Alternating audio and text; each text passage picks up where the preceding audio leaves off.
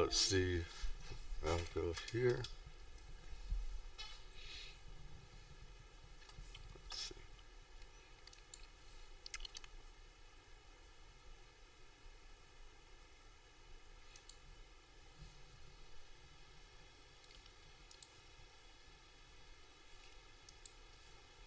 Here we are.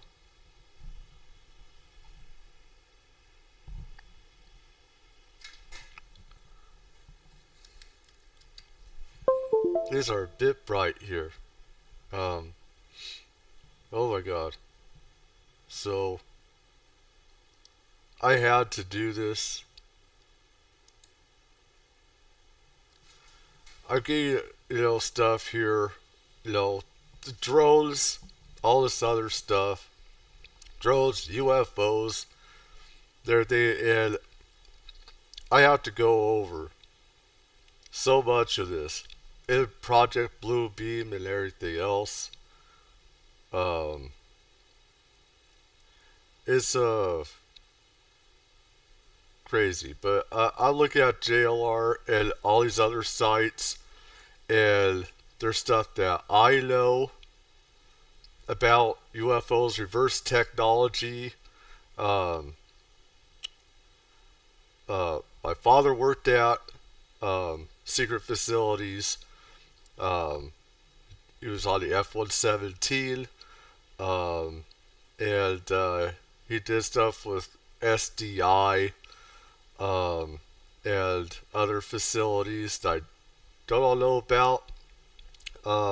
Me, I have UFO experiences as far back as when I was 8 or 10 years old. And I don't know. I mean, for me, I think it's pretty stupid. People don't know what I do about UFOs, re-engineered technology, and stuff. And I don't know. I see stuff. I mean, you can tell what's drones most of the time, and what's not. What could be re-engineered technology that we have made from extraterrestrial craft. So, let's get to this one here.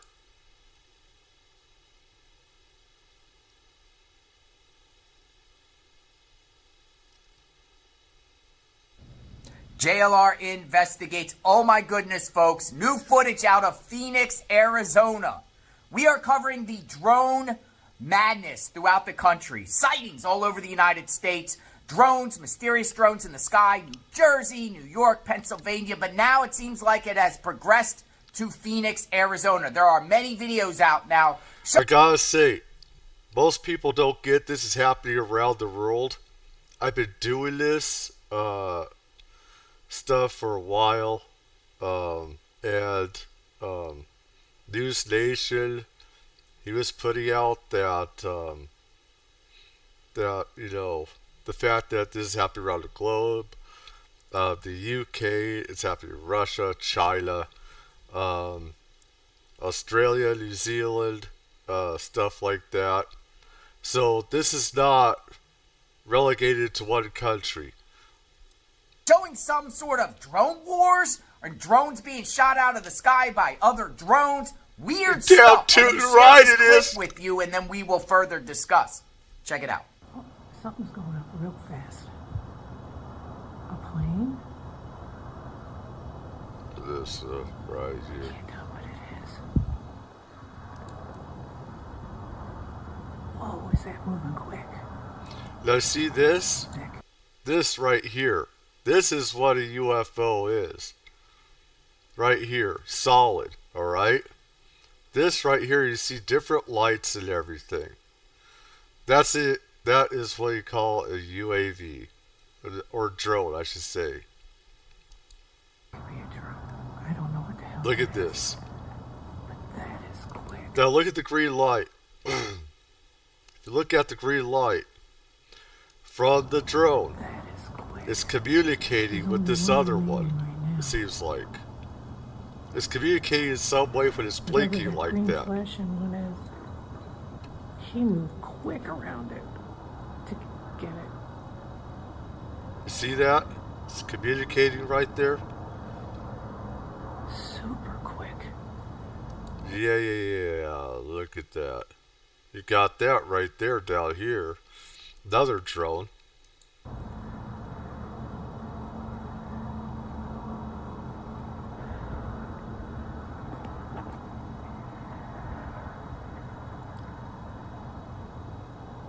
He's like right there with it. Oh, he's like right on it. Now look at that. There's their object. Just shut down the drone. Yeah. Look at that. Look at that. Let's see this again here. Whatever it was, just shut down the drone.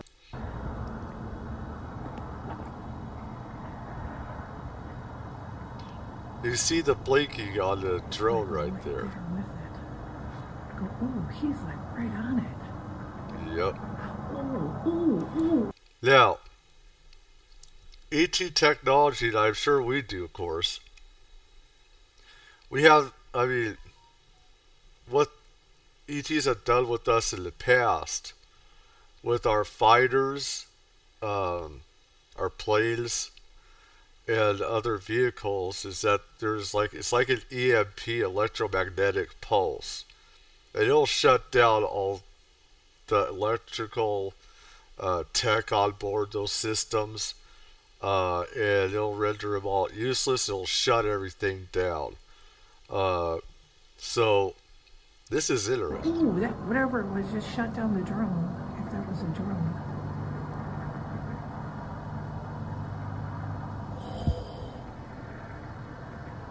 Holy crap! I don't see blinking lights on this. I don't see blinking lights on this whatsoever.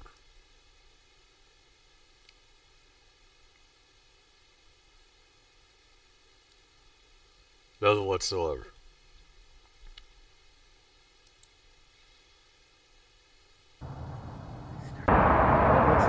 It looks like a plane, but why is that's not a plane, course, and it's making no sound, and look how low it is. Okay, drones don't make a lot of sound usually. Okay? Drones can be very silent. They don't have to make they don't have big huge turbine engines. They don't have, so you're not going to see a lot of noise like you see on a jet fighter or even a Cessna. Even Cessnas nowadays can be quiet for a certain amount of feet. You can see FAA lights on all these drones that we've been seeing. You see the red, the green, the strobing lights and stuff like that. And of course, ET UFOs and stuff like that, when they flash out lights as a solid beam, it cuts through any atmospheric weather that there is and stuff like that. It's not on the flight plan. It's not a jet, it's a plane. It doesn't matter.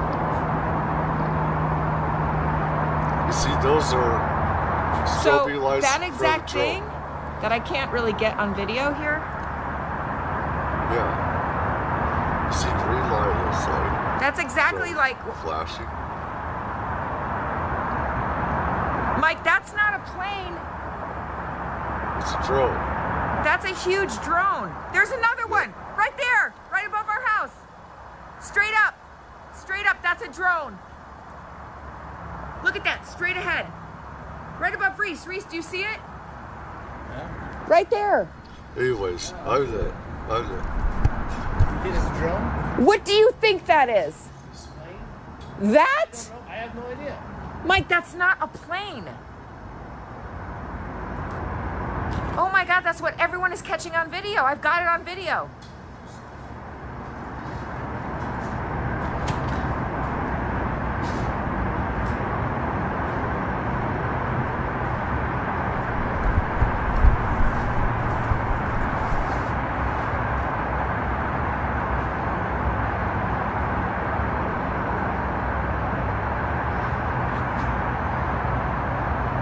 Here's our roof, and there it goes.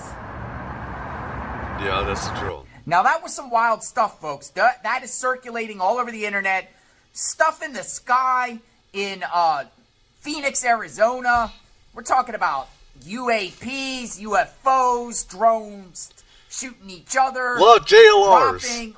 What is this stuff? Is this stuff legit or not? As we... Anyways, there, let's get over to here. Let me see. That was in Phoenix, Arizona. And let me see here. This. Let's get into this. Let's get into nitty gritty. Let's get nitty gritty. JLR investigates. Very bizarre 911 call dealing with drones. This is out of North Stonington, Connecticut. A woman calls 911 to report a drone. I'm going to play this 911 call. Listen to this. Shocking to the core, the allegations here. We'll further discuss. Check it out. I'll put you on a call for a suspicious drone sighting in North Stonington. The reporting party name is Lisa. She's driving back to Groton, but believes she has video of drones in the area that were landing in the solar panel farm, sucking power from the solar panel so they can continue their flights. That does happen. What in the world was that?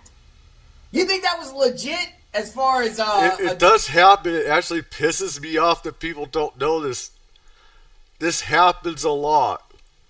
More than people think. Okay? Excuse me, I got halls in my mouth.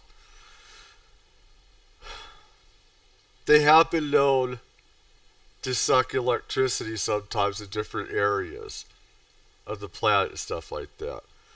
And I believe it's uranium or whatever in rocks, New Mexico, and places where, let's see, that test lab is, right in New Mexico.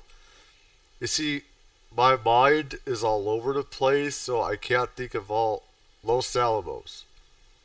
Alright? And in those rocks, some stuff is used to make nuclear weapons and stuff like that, right? So,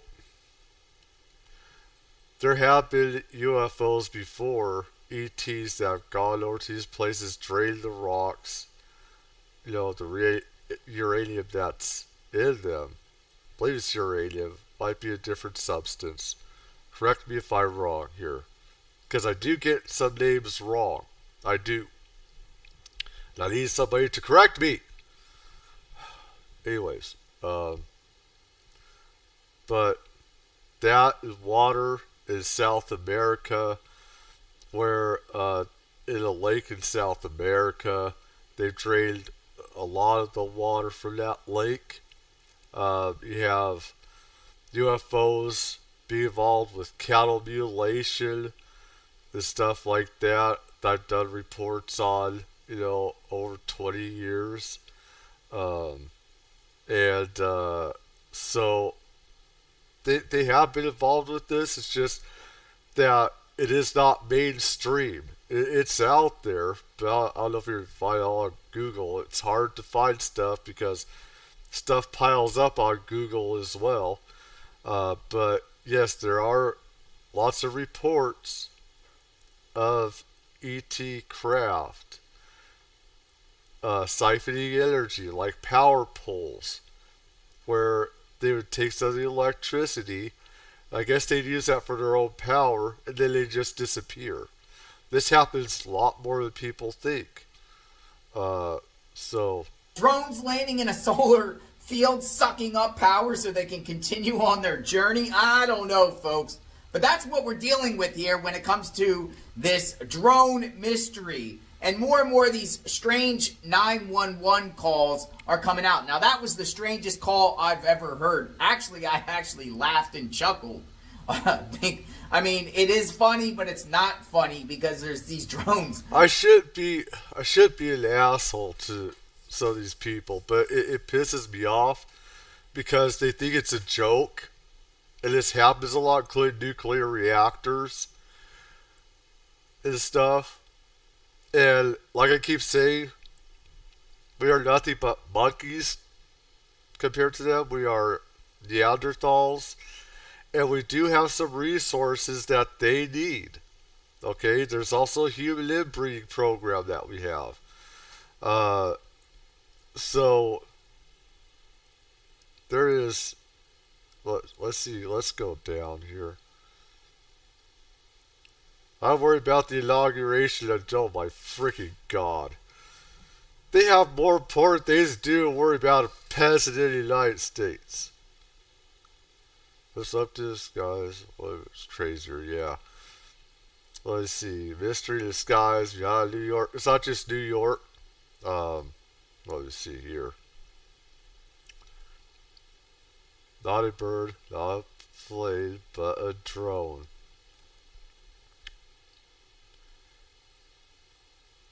And let me see here.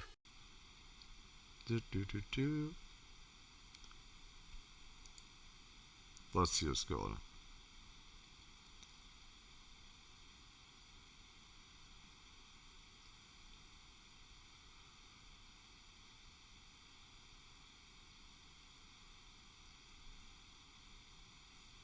JLR investigates. Mystery lights. Drones. Yes. Who do these drones belong to, Clones. folks? A lot of talk about the drones throughout New Jersey, Pennsylvania, New York, and beyond. Now the question is, who do these drones belong to? Clone And there's an JLRs expert would be that just plenty of spoke boots to on the ground. ABC News who says they're FAA lighting on the drones. Now that's a new clue if true. Yeah, a lot of boots on. FAA lighting, which Yes. means not foreign adversaries. Check this out right here and we'll further discuss. Look at it. Frustration That's building a with FAA, each that's new a drone plane. sighting across the Northeast. And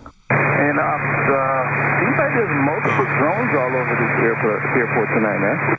The FAA LaGuardia? forced to slow traffic at Stewart International Oh, that's at Airport Stewart. Friday night Okay. north of New York City Another one. because of multiple reports of drone sightings in the area. Mayor Eric Adams saying his team is taking the reports of drones in the region seriously. We're going to have an immediate response. We're getting ready to check. We're getting ready to look into some new. We're gonna have us a damn turkey shoot. We're gonna have us a damn turkey this Christmas. Forget Thanksgiving. We're gonna have us a good turkey this Christmas, everybody. Yahoo! Innovative ways of, if need be, to take down drones with the proper permission from the FAA. And New York's Governor Kathy Hochul saying this has gone too far, demanding that the Biden administration step in by directing a He doesn't know where he is half the time. Are you really going to ask Biden what's going on? Oh my god, he looks pissed. Oh my fucking god. Eek. Scary. God. Wait, holy shit. Step in by directing additional federal law enforcement in New York and surrounding region. So. additional federal law enforcement to New York and the surrounding area. He probably still thinks he's in China, for all it. In Ocean County, New Jersey, the Sheriff's Department launching its own industrial drone after numerous reports of sightings in the area. One deputy reporting roughly 50 drones coming in over the ocean. The facts are that they are very big objects in the sky. The fact is that's just concerning to us, is nobody has seen them land or take off. Reports of drones flying near a naval weapons station in New Jersey as well. And I did talk to the commander there. His men are seeing it right there at the base. Are you kidding me? Yes. A munitions depot of that caliber, and these drones are hovering in close proximity to it. So on a call with reporters, officials from a wide range of agencies, including the FBI, Department of Homeland Security, the FAA, a Joint Chiefs of Staff official confirmed those drone sightings at the naval station, but added that they do not believe that they are from a foreign actor or have malicious intent. The question people still have is, how do you know that? So for more on this, let's bring in Jeffrey Thompson. He is the CEO of Red Cat Holdings. The company supplies sophisticated drone technology to the U.S. military. Jeffrey, one perfect person to have talk about this today. I'm sure your phone is blowing up and you're getting questions all about this. Right off the bat, I'll just ask you, because you're in this world, what do you think is going on? Well, I'll say it's probably not our adversaries. I don't know, any adversary that would actually use proper FAA lighting to display where they are. It would be way too easy to shoot them down. They're slow moving. They're big. So I definitely take adversary off the table right away. That's interesting. I don't believe I've heard that before, so thanks for that. When you look at these videos, and I'm sure you've seen what a lot of people have seen online, can you identify what type of drones these are and what they might be capable of? Because one of the things that people were initially concerned about is that they were, not the drone that you buy at Best Buy or something. It's they're the size of cars, some of these. Yeah. Yeah, they do look much larger than a consumer drone. Red Cat has two products. We've been accused all week of possibly being the culprit. We have the only commercial drone swarm available for 80 drones that can be launched by a single operator. We also have a Flight Wave 130, which is a bigger drone that has very long flight time. And these drones that you're seeing in these videos have very long flight time. I can tell you right now, it is not us. Please stop calling me. So there's a lot of, that they're big, the fact that they're large, that's the only thing that seems really odd to me, as I'm actually trying to figure this out. But the thing is, military and contractors, they do have special drones. And the military, okay, I have not said this in video before, but, they do have craft that could just put out mini drones, stuff like that. Could look like UFOs and stuff like that. And we do have partly ET re-engineered technologies that we have and stuff like that. So let me see here. This. Gonna go right here. Let me look up some stuff here on this monitor here. Boom, boom, boom, boom. Boom, boom, boom, boom.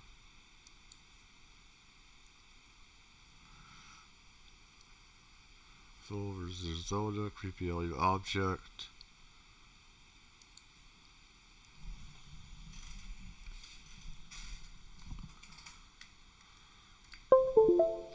And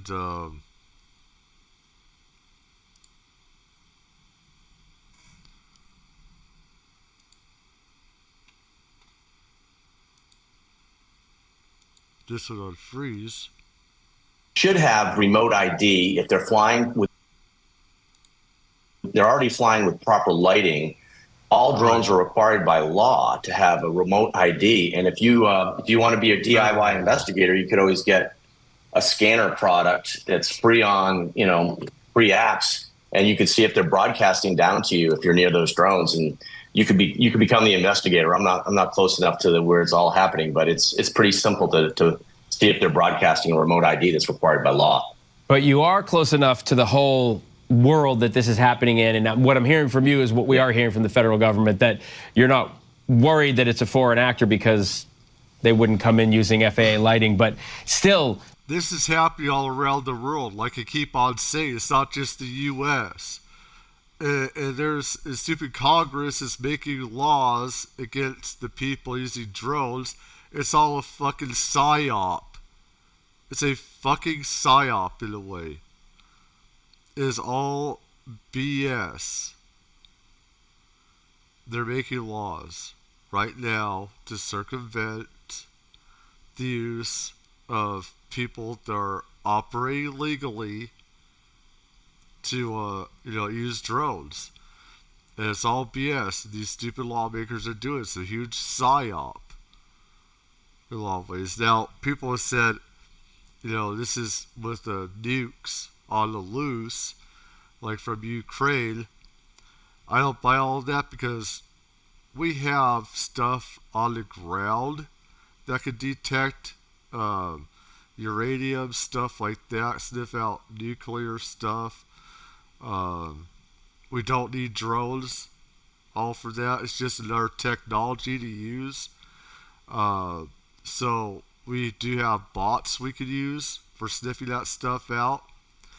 We don't need the assets in the air so much. So that, and I mean, it's just, I mean, loose nukes have been around since the dissolvement of the Soviet Union.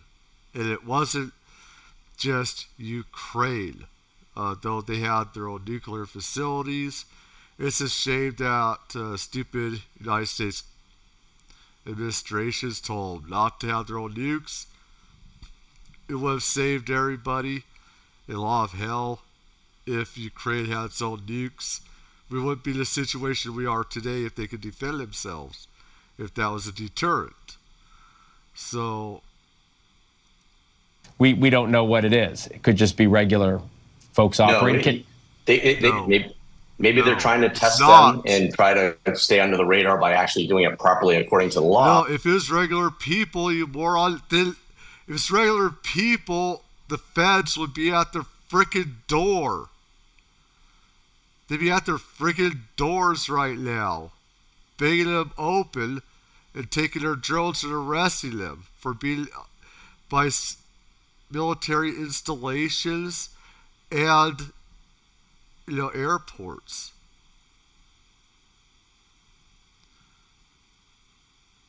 Are you kidding me? But when we do all of our mission tests, we do them at nighttime. Almost all missions by the U.S. military at nighttime, and we try to make it so you can't find us, can't see us, can't detect us. So there's a lot of controversy on why they would an adversary would actually be doing it the way they're doing it, right, if they're trying to do the training to do some drills. Yeah. All right. Well, we'll shed some light on it, one interview at a time. Jeffrey Hobson, thanks so much for taking. Are they for? Oh boy. Let's go into more. Let me see. Drone sightings.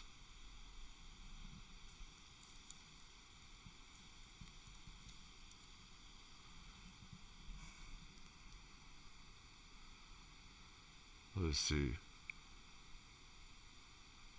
Yes, this is the thing here, is that they are using lighting. They're lighting. Right in New Jersey there.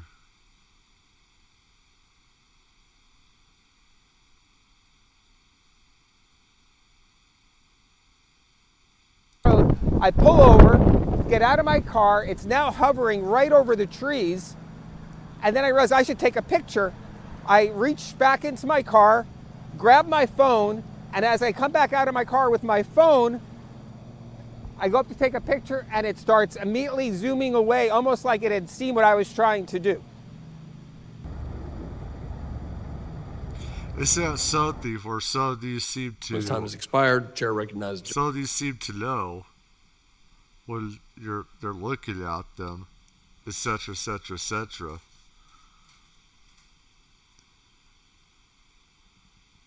Mystery widens. Today, people in the New York metro area are reporting a growing number of drone sightings in their communities. Let's go over what's happening now. It's 19 hours ago.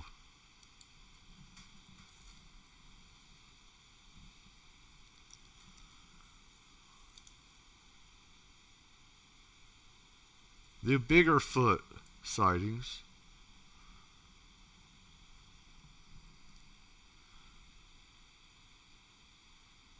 15 minutes ago.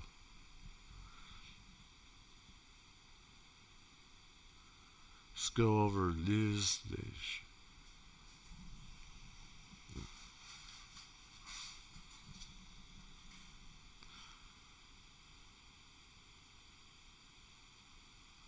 Mystery drone sightings. Yes.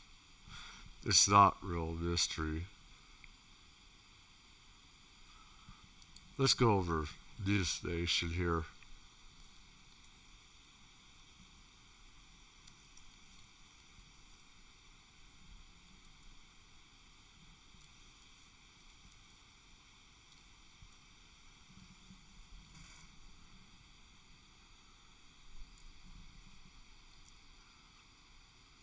1 hour ago. Let's look at this. Come on, Internet. The federal government now says that what is believed to be drones are actually manned aircrafts. Yes. Really? The Defense Department acknowledging there's been... And some are, and some are not. But it seems like the majority, of course, are drones.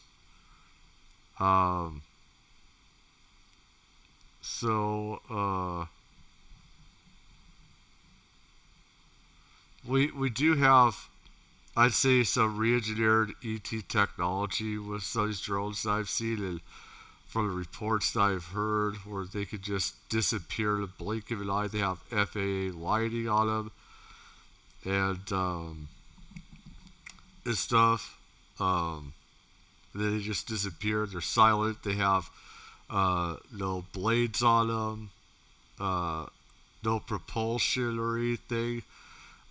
Those have to be of course some re-engineered technology with human technology. Then you have real UFOs that gotta be ET or just UFOs. It's all the above with these things. sightings of drones over 2 military installations in New Jersey.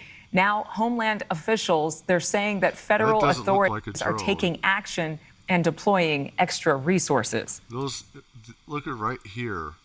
Some of these don't look like drones. From just looking at these right here, these are saw like lights. I could be wrong, because I don't see it close up enough. But there's a difference. So a solid light energy ball or orbs or whatever versus, drones that have FAA lights and have parts and everything, squared parts, triangular parts, stuff like that.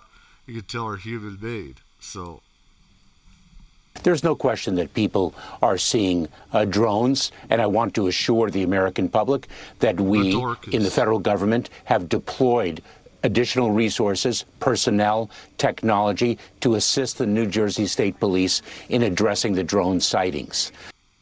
A lot of Americans are asking why, Mills, there's not a clear answer on these drones. They're fed up with the lack of transparency. So what more have you learned about what the secretary said on this issue? Hey, Adrian. Well, Secretary Mayorkas once again reiterated that they know of no foreign involvement with these drones and they're not aware of any danger to the U.S. He says that the Department of Homeland Security is limited in their authority to disable these drones. He says that there are some agencies within the Department of Homeland Security and outside that department that can stop the drones, but Mayorkas says those authorities need expanding. We want state and local authorities to also have the ability to counter drone activity under federal supervision. That is one. This is where the Psyops comes in and stuff like that, where they're using this as a way to eliminate, the public from using drones to, say, look at law enforcement areas. And we can't use it on bases because they could just shut us down if we were around there. The feds would have our numbers, our IDs. They could track our drones. This is all bullshit.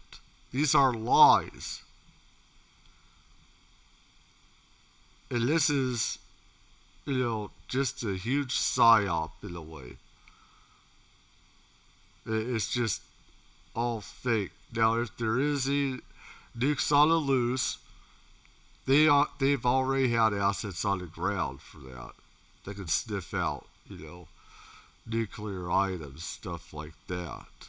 We have stuff to do that on the ground. You don't need all these assets in the air. And this is happening all over the world. Important element that we have requested, and we've heard it echoed by the state and local officials themselves. And you heard that right there. Mayorkas says that they have have requested more tools because that's been something that's been requested by state and local officials. Government officials also say that many of these drone sightings, as you mentioned, Adrian, have been manned aircrafts and not drones. Is there anything else that they're asking for? Well, really, they just want answers. Who is flying these drones? Why are they being flown? And why is the government not giving them any answers? So after the drone sighting... Manned aircraft means that they're operated by remote control as well. So, not just flown, but, there's airplanes, there's helicopters that people are misidentifying. And I believe C.W. Lemoyne made a video about these drones and everything. And he just thinks this is all stupid and everything. And how people have misidentified drones with airplanes, and I see his point. I do, where people could be stupid enough to think that these objects are non-earthly or drones, and you should know, because people have their heads buried in these stupid phones, and you're not getting any intelligence by, just, playing games or sticking your head in the sand in a hole and really just bury yourself in a stupid phone. You're not learning anything, you're just being dumb and dumber. It's creating dumbness and idiocy. And could you remember a friend's number or family friend's number? Probably not.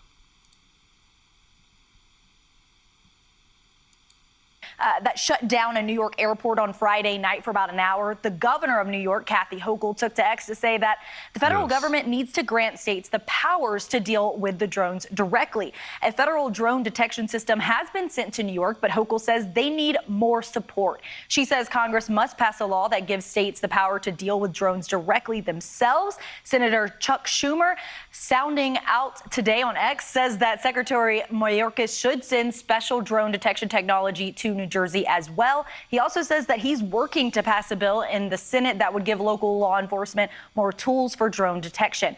President-elect Trump has chosen Florida Representative Mike Waltz as his next national security advisor, and he had this to say earlier.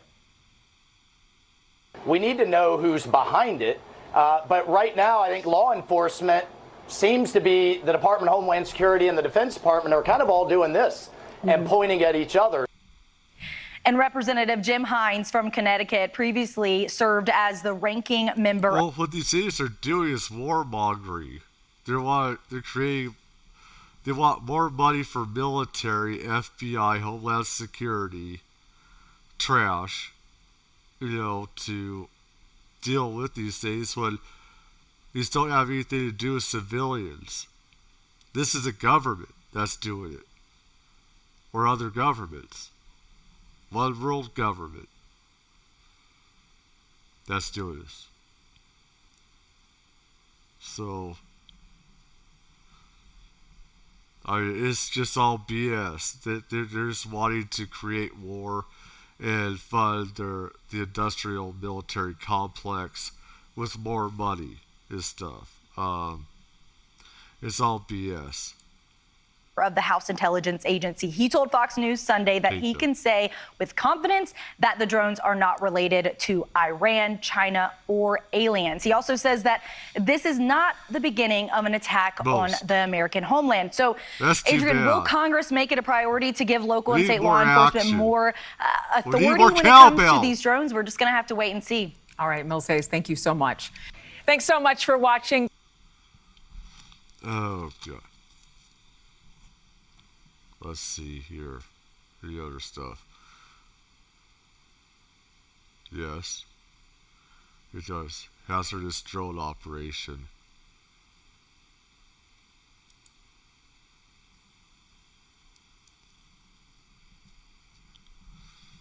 Two men were arrested on Sunday after trespassing charges after a drone came dangerously close to Logan International Airport. And I do want to put up this here from a Boston PD talking about these two suspects that were arrested following this hazardous drone operation on Long Island, what they call the Boston Harbor Island. As the incident began Saturday afternoon, a Boston police officer detected an unmanned aircraft system, or UAS, operating. This is the difference, everybody, between civilians and these other drones. They can't track them. They don't know who is using them. You see the BS in this, the kind of psyop that's involved with this. This isn't having to do with so much civilian use. I think what they're doing is just testing to see if they can be tracked. I think they're just testing, authorities. While these other drones are causing trouble in the skies, they can do it with impunity. They can't even be tracked. There's a huge difference here. And yet they're going after civilians, but rightfully so in this reasoning. You don't block air traffic and stuff, so. Dangerously close to the airport, the officer advanced monitoring technology to identify the drone's location, the flight history. Largely uninhabited Boston Harbor Island. The Boston Harbor Police Unit was dispatched to the island and found 3 people inside the Long Island Health Campus. The suspects fled on foot, 2 were captured, and a drone was found inside of one person's backpack. So we're continuing to follow this very closely here on Live Now from Fox. I do want to bring in to the conversation Boston Herald reporter Matthew Metzger. Matthew, thank you so much for joining us here on Live Now from Fox. What can you tell us about this arrest? What happened in Boston on Sunday? Yes, tell us. So yeah, it turns out it was Saturday evening. The Boston police, like you said, using their own monitoring technology, noticed that there was a drone flying close enough to Logan International Airport that they were concerned about it. Using their tools, they were able to figure out its location, its altitude, flight history, and where the operators were, which is a small island in the Boston Harbor, Long Island. Like you said, generally unoccupied. They would have had to take a boat out there. And yeah, I guess the Boston Harbor went out and found 3 men. All of them fled. 2 of them were caught, and now in custody are Robert Duffy of Charlestown and Jeremy Fulsick of Bridgewater, both facing trespassing charges. Yeah, it is very interesting as we talk about these reported drone sightings and the proximity to Logan International Airport. And if you ever flying into Boston, you know it's right there on the water. Can you talk about the proximity to this location of where these people were and just the fact that they were close to the airport? That's what tipped authorities off, correct? Yeah, you've pretty much nailed it. When you fly into Logan, one way or the other, you're flying over these harbor islands. So any aircraft that were to go straight up from Long Island could theoretically put itself right into the path of a incoming plane in Logan. And that's specifically what the Boston police said, is that when these drones, though they are small, find themselves in the path of a plane, the plane would then have to veer out of the way to not hit that. And that's what causes a danger, is that if plane might have to shift their trajectory to deal with an unexpected drone in the way. And we're talking maybe a dozen miles away from where the planes would be coming in, so right in an approach vector. Yeah, right there in the approach, and that is dangerous for all those commercial flights that fly in at a very busy airport there in Boston. I want to ask you, because they found the drone in the backpack of one of these people that are arrested. There's trespassing charges.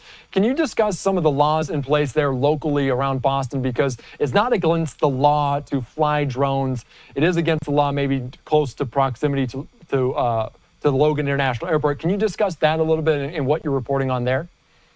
Yeah, well, I'm sure the state of Massachusetts has its own particular laws. I can't cite anything off the top of my head. I'm certainly not an expert on drones, but I can tell you that these things are regulated by the Federal Aviation Administration, as are all flying objects in the United States. And the FAA, within the last year or so, changed their rules to allow people to fly drones at night. And some officials have said that this may be the reason people are seeing so many of them in the sky right now, is because people are now allowed to put drones up at night, where before it wasn't something you were going to see flying around. So I'm sure Massport has its own set of rules. The real governing body here is the FAA.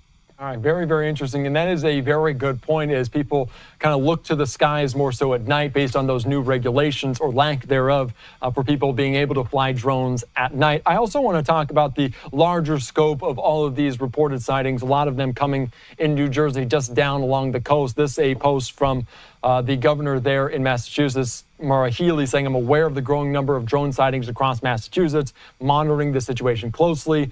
The Mass State Police are working together with local and federal partners, is prepared to support federal authorities in the jurisdiction over the airspace." How pressing has the local government there, the governor of Massachusetts and other, taken some of these drone sightings at large? And are you guys at the Boston Herald hearing an influx of some of these reports?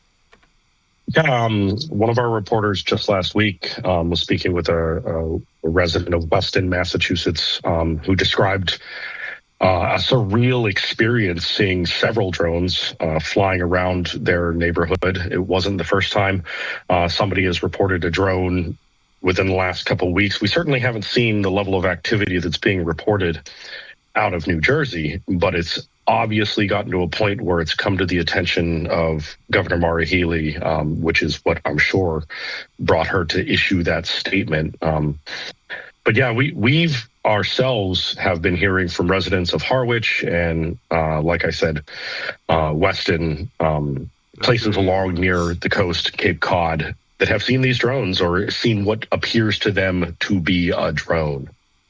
Yeah, that is a very good point. Matthew Metzger, thank you so much for joining us. I mean, some UFOs and under alien intelligence, sometimes they do have their own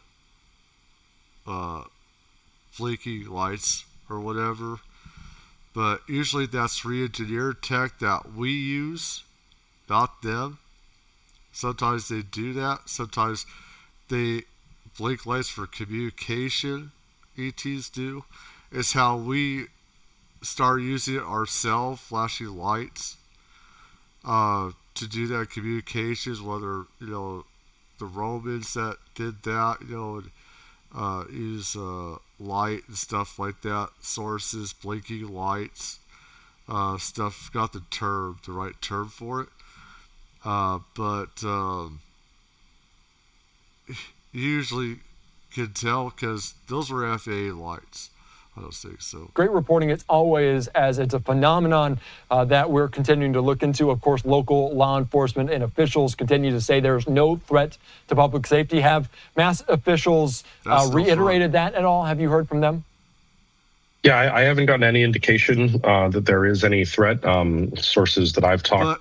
But if there is a threat, when they're getting in airspace, in the airports, when they're getting in traffic,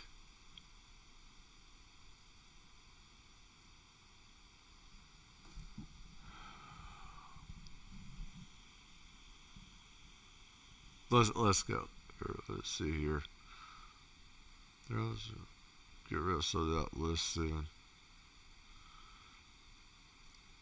Survive the survivor. Drones, drones, and drones.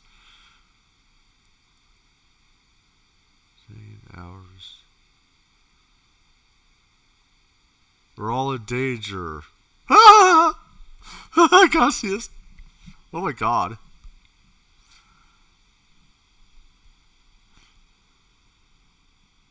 Let's see what Marjorie Taylor Greene has to say.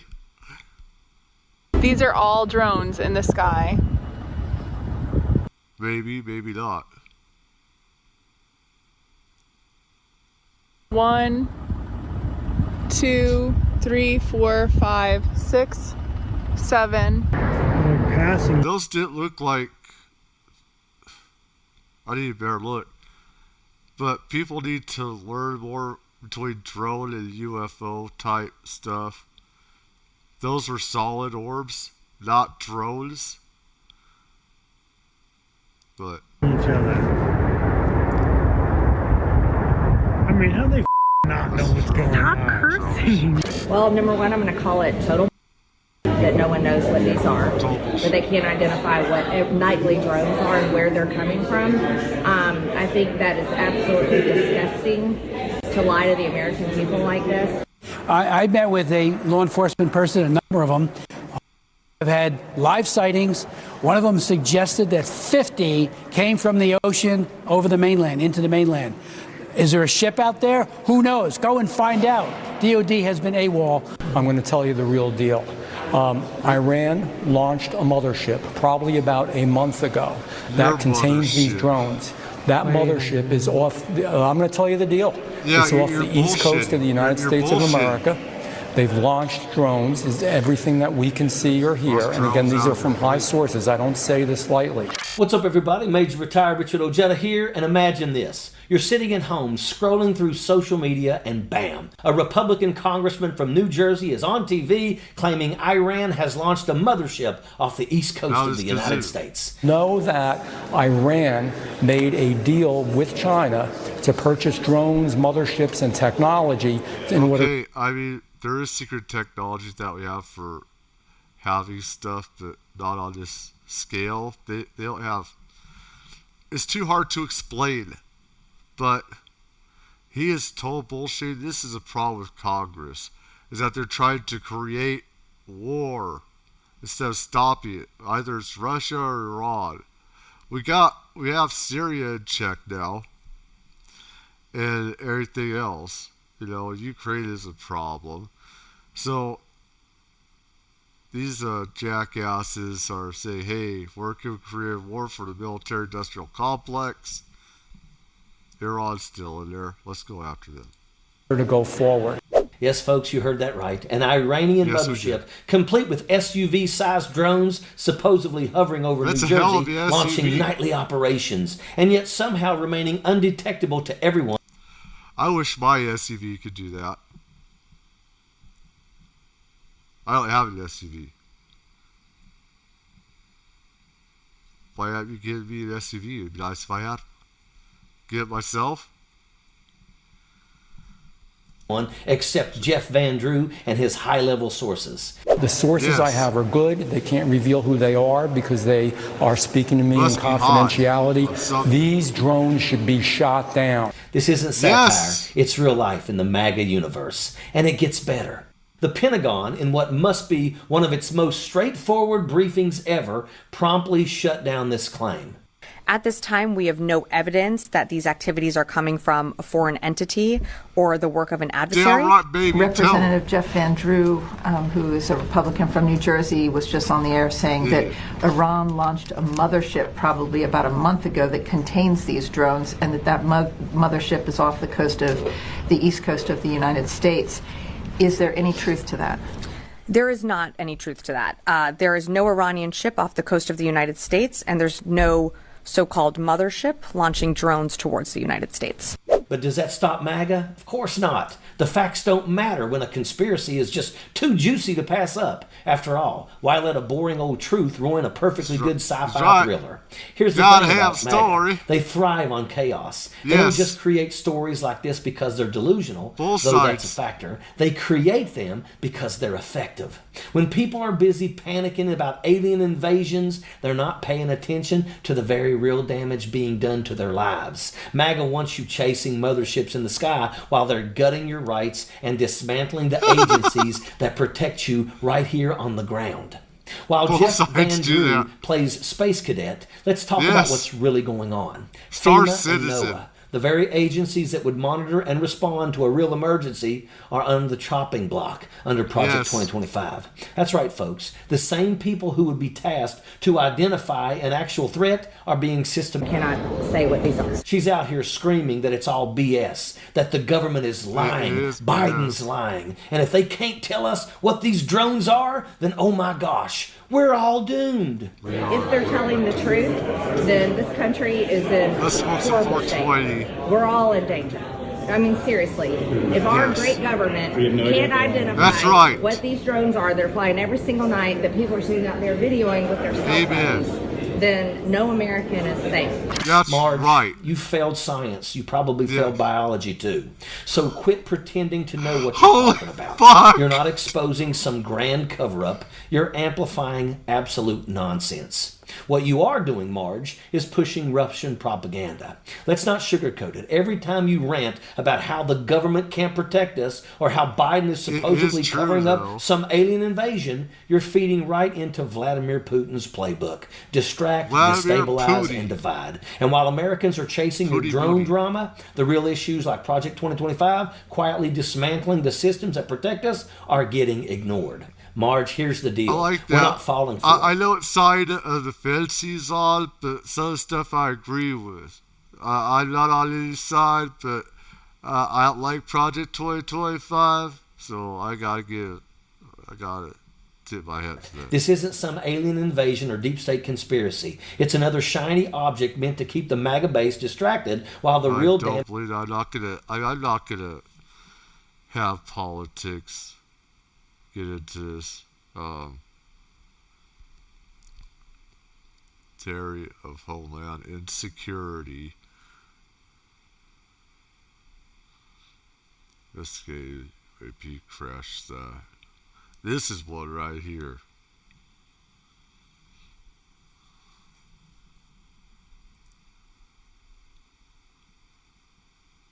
What is this? That might be the crash drone parts. Look at this. There it goes.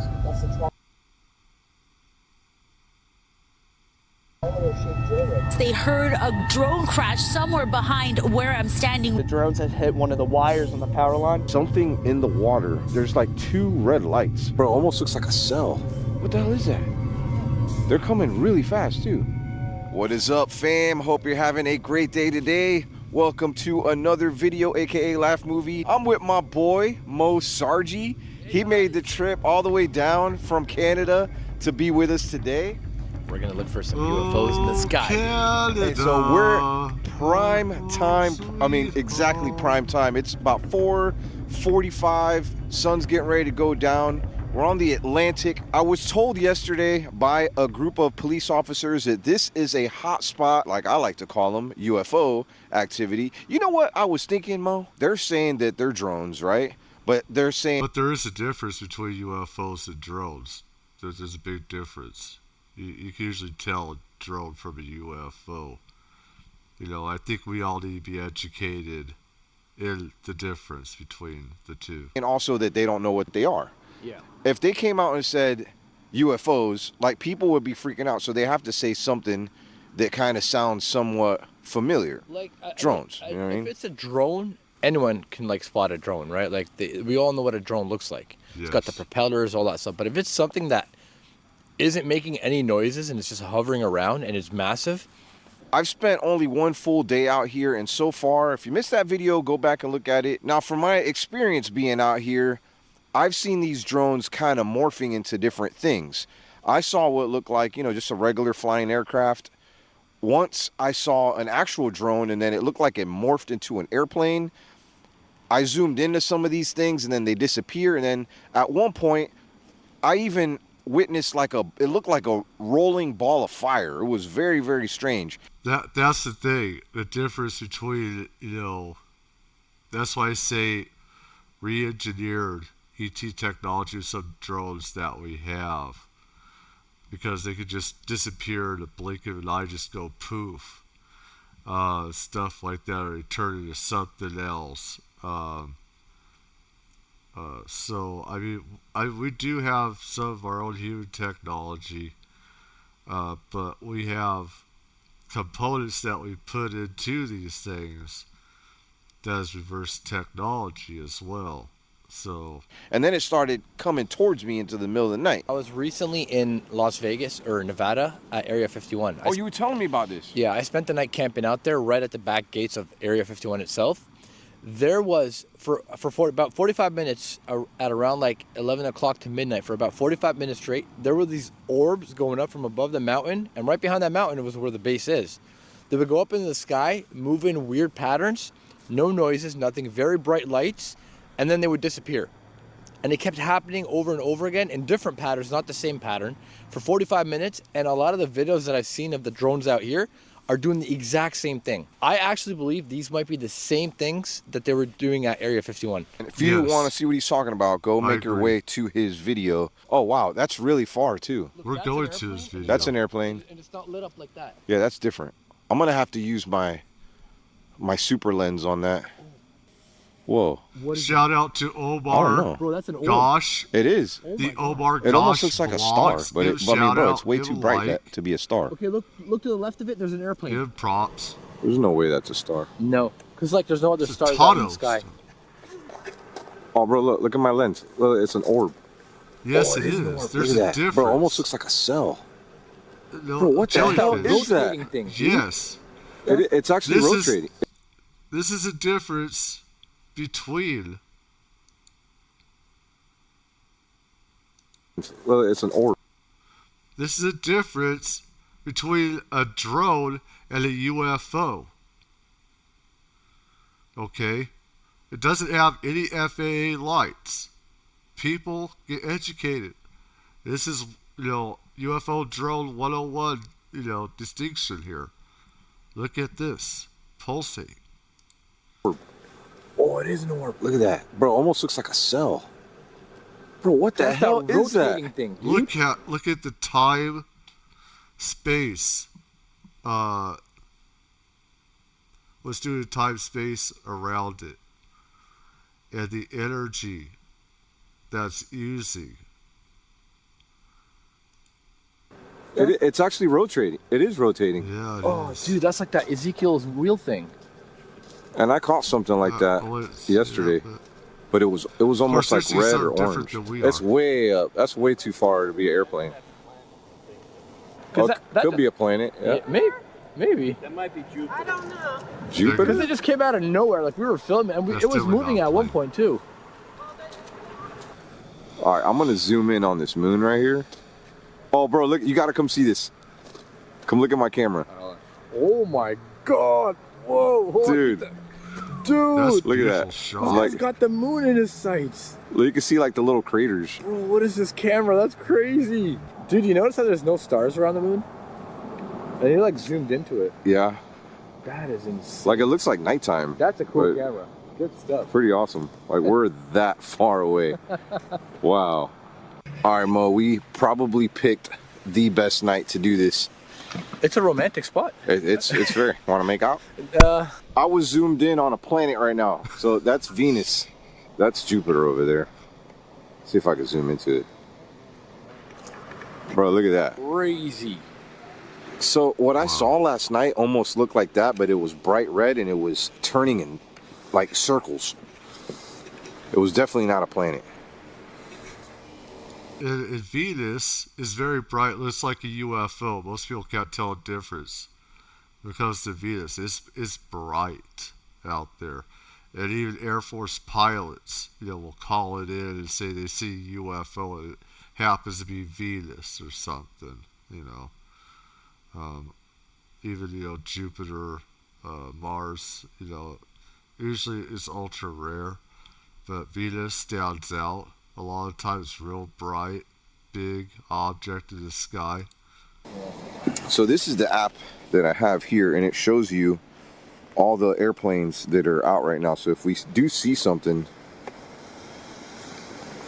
look, like this is a little private aircraft right here, and you can click on it, and it even says right there, private owner, and it shows the guy's name, Connor Oakes or whatever. That's pretty cool. Say their names, and that must be, yeah, that's that airplane right there. All right, before it gets really dark out, I want to just show you how beautiful that's gorgeous. The city looks from my view right here. That is Manhattan. It's so beautiful. We have to be around the human element in the streets. See if I can zoom into someone's lunch or something.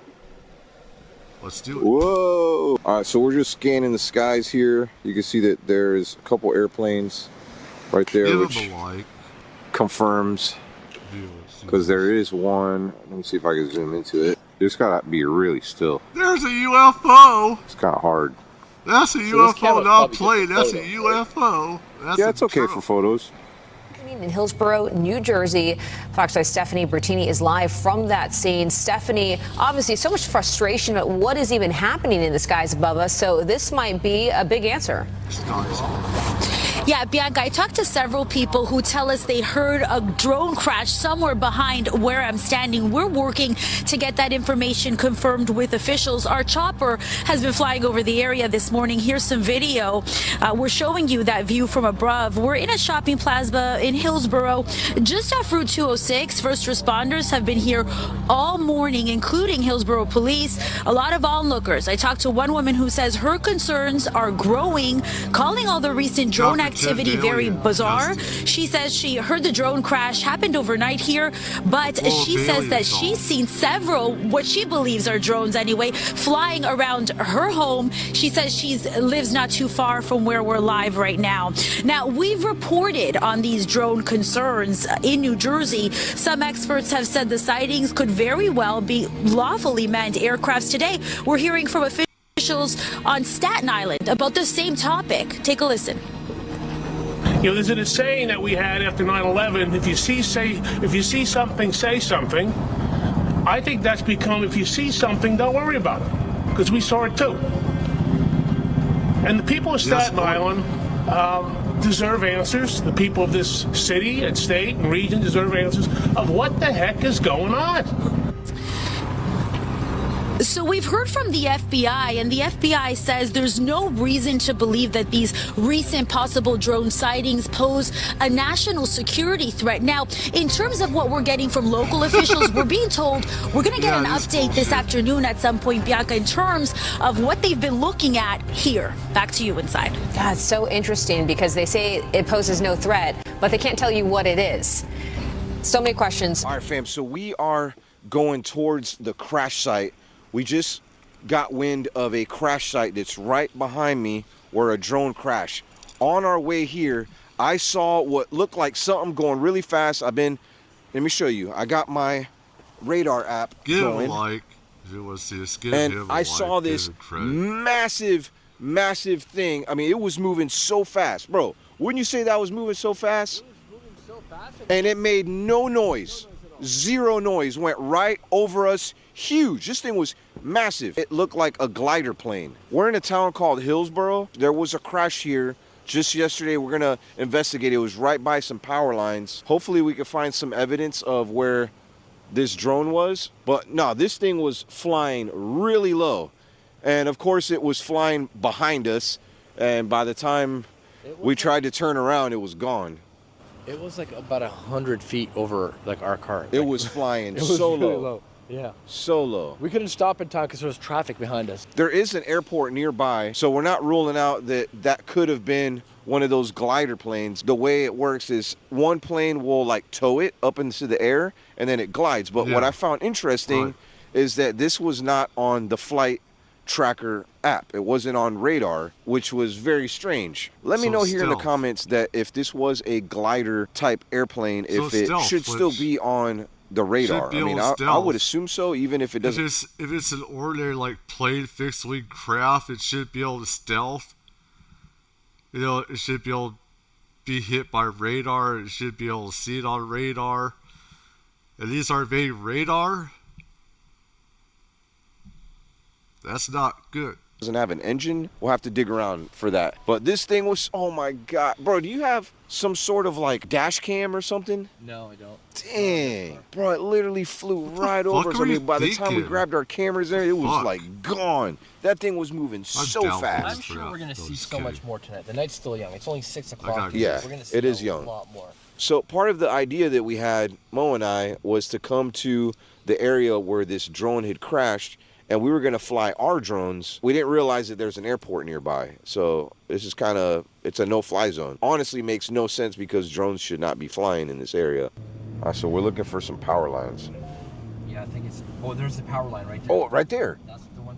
Oh, look, there's a... One other reason why ETs or UFOs are, if you know anything about extraterrestrial craft, sometimes they are drawn to power poles. That's because they give off electromagnetic energy as well that they can use sometimes, not always. They usually come with their own energy and supply. But you go after long, vast distances across galaxies or whatever, sometimes it needs some fuel. So, and police have seen this even before, or civilians. I forgot which one. There's different reports where they've been around power lines, and it seemed like they got some juice from them. So Actual, like a government truck back there. No way. Is that it? No, it could be just like a normal truck, but. We came at the perfect time because there's like nobody here. That's a reflection. We should definitely explore.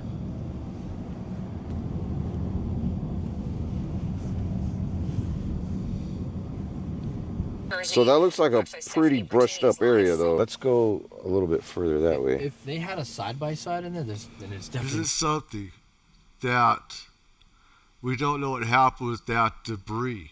Why do we not know if that was one of these, UAV drones, classified drones? Why are we not getting information on these crashed drones? You see, cover up, Psyops or whatever.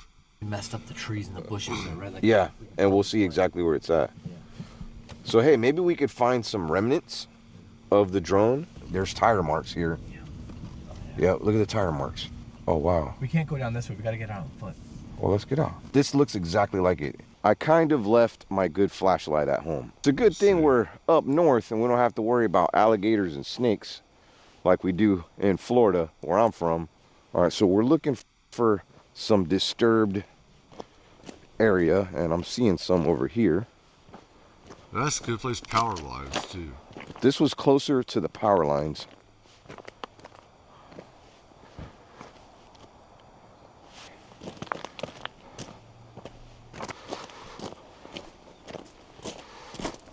Yo, if y'all haven't already, make sure to smash that like button, because we're out here risking our lives, doing dumb shit for y'all to get some answers. We're trying to get answers for ourselves too.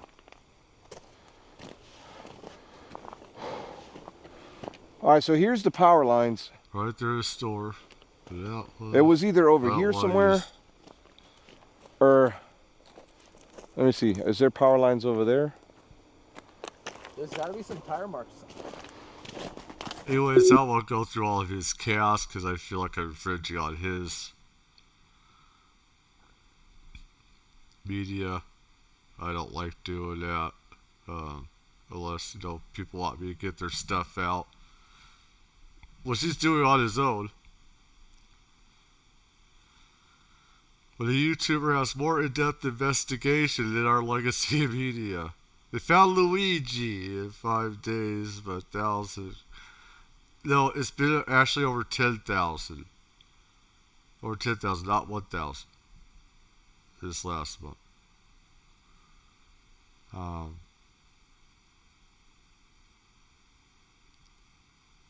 want to go through this nation.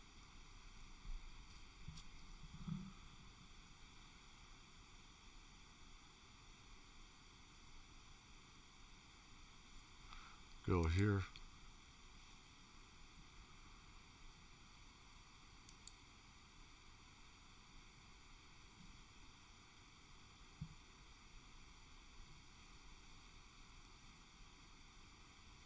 We go through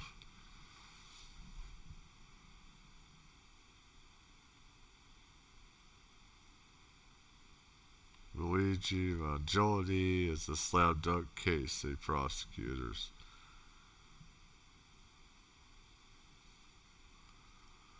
Okay, let's go to drones. Go back to drones here.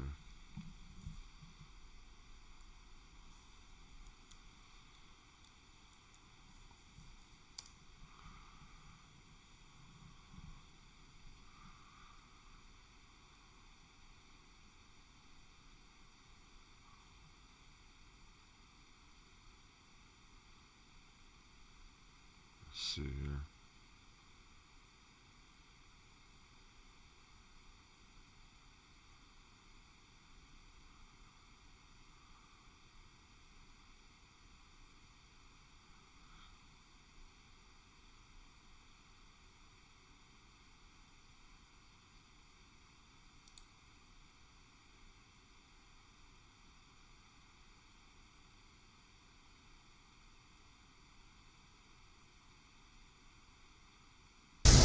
Okay, now back to those drone sightings, which continue to spark concerns across the country, with more videos being posted every night. Yeah, they've become such a problem. They've even started shutting down an airport. KTLA's Gene Kang is live for us with the latest. Good morning, Gene. What's the news here?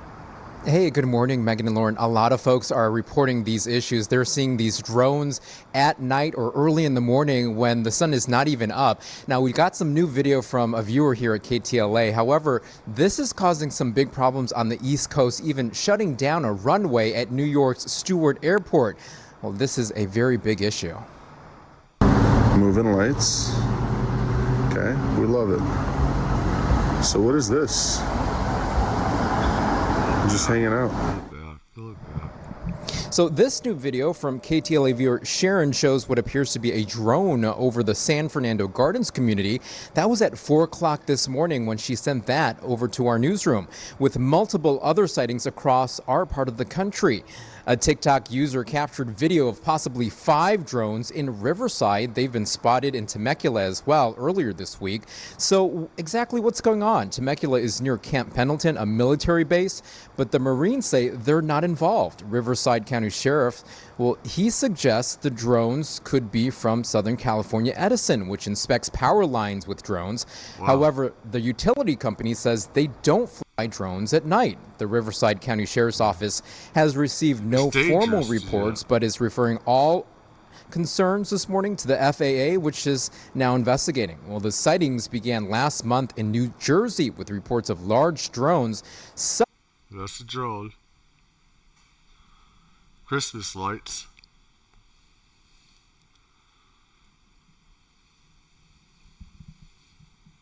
Available to people than ever before. So maybe this is just the new normal. And Jersey is getting the first taste of it.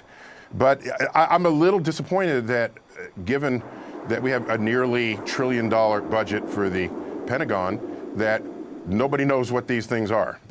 Now I'm worried about national security. One, I gotta say for the people from New Jersey who are watching that, I'm gonna get some complaints from Phil Murphy and others about that comment, saying New Jersey is a great place for Martians to visit. Great place for, except for the taxes. Yeah, okay, apparently. Yeah. I would send him to Alabama, but our football team's not doing so well this year. But honestly, on this, and your point there about the Pentagon is a good one, because we heard from John Kirby today. He used to be at the Pentagon, and he said it appears that many of the reported sightings are actually manned aircraft that are being operated lawfully. But there is such a heightened sense of public concern that what we are hearing, and this has been going on for days now, it's not making anyone feel any better about it. Yeah, well, maybe there's a sensitivity or an awareness factor for lights in the sky, especially after a year and a half of congressional testimony of people declaring that we're being visited. So if this gets people to look up, I'll take it. Right? As an astrophysicist, my sign off to my podcast is keep looking up. And if looking up means you're more aware of what's in the sky, and if that can be helpful to lawmakers, to the Pentagon, then let's keep doing it. He's a part of it.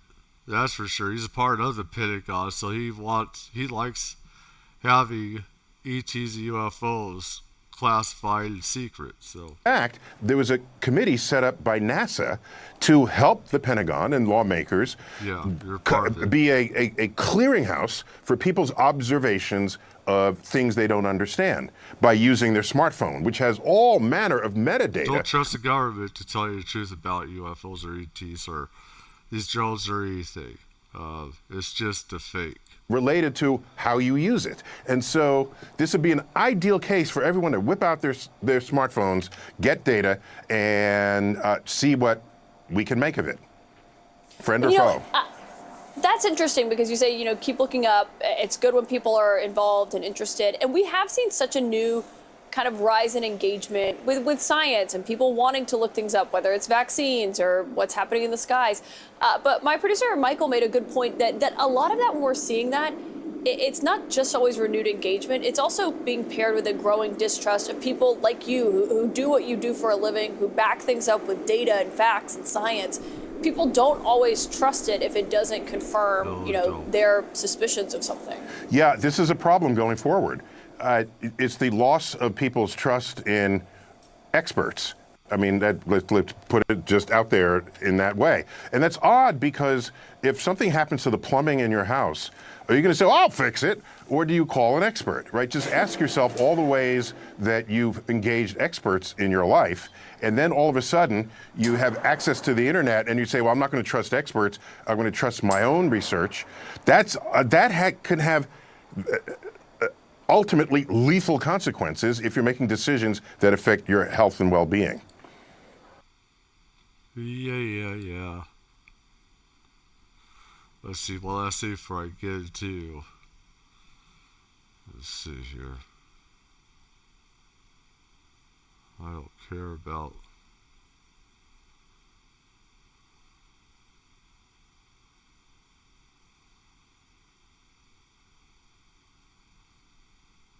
We got to light. Only it's tomorrow. Here, this is supposed to be about Project Blue Beam.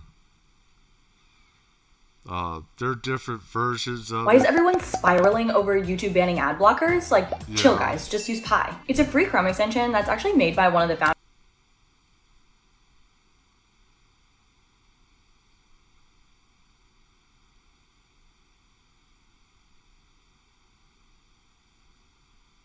You don't know that at the very top, that whole project is being run illegally. These are brand new witnesses, and they've got bombshell information to talk about.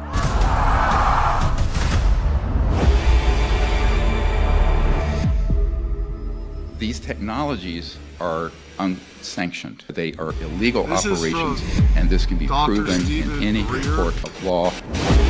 It's like, wow, nobody's coming after us. Nice We're going to do this. To put this on. I don't think he said anything publicly, but he just put this out 2 days ago with the drone thing happening about Project Blue Beam and stuff like that. I want us to look into this, in-depth stuff like that. So until we can get away with it. They would have so much control over everything if they had that. If this information was all released, it could fall into the wrong hands. They're using security as a cover for illicit or illegal or even treasonous activities. The members of Congress didn't have the detailed information of the precise location. Where they keep the bodies, the craft, the debris, all the evidence that we've been searching for the last 80 years. He knew how to keep a secret. Secrets were his stock and trade. They're literally making their own money to fund their own. You blackmail, you intimidate them. You say, we'll make life hard for you. We'll cut your jobs off. Your job, not besides your balls, or whatever else, all right?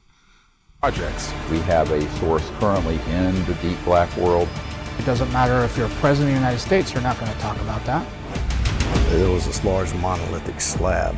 Looked like it was elevated off of the ground. It is traumatic. Look, this is the most top secret shit you've ever heard of.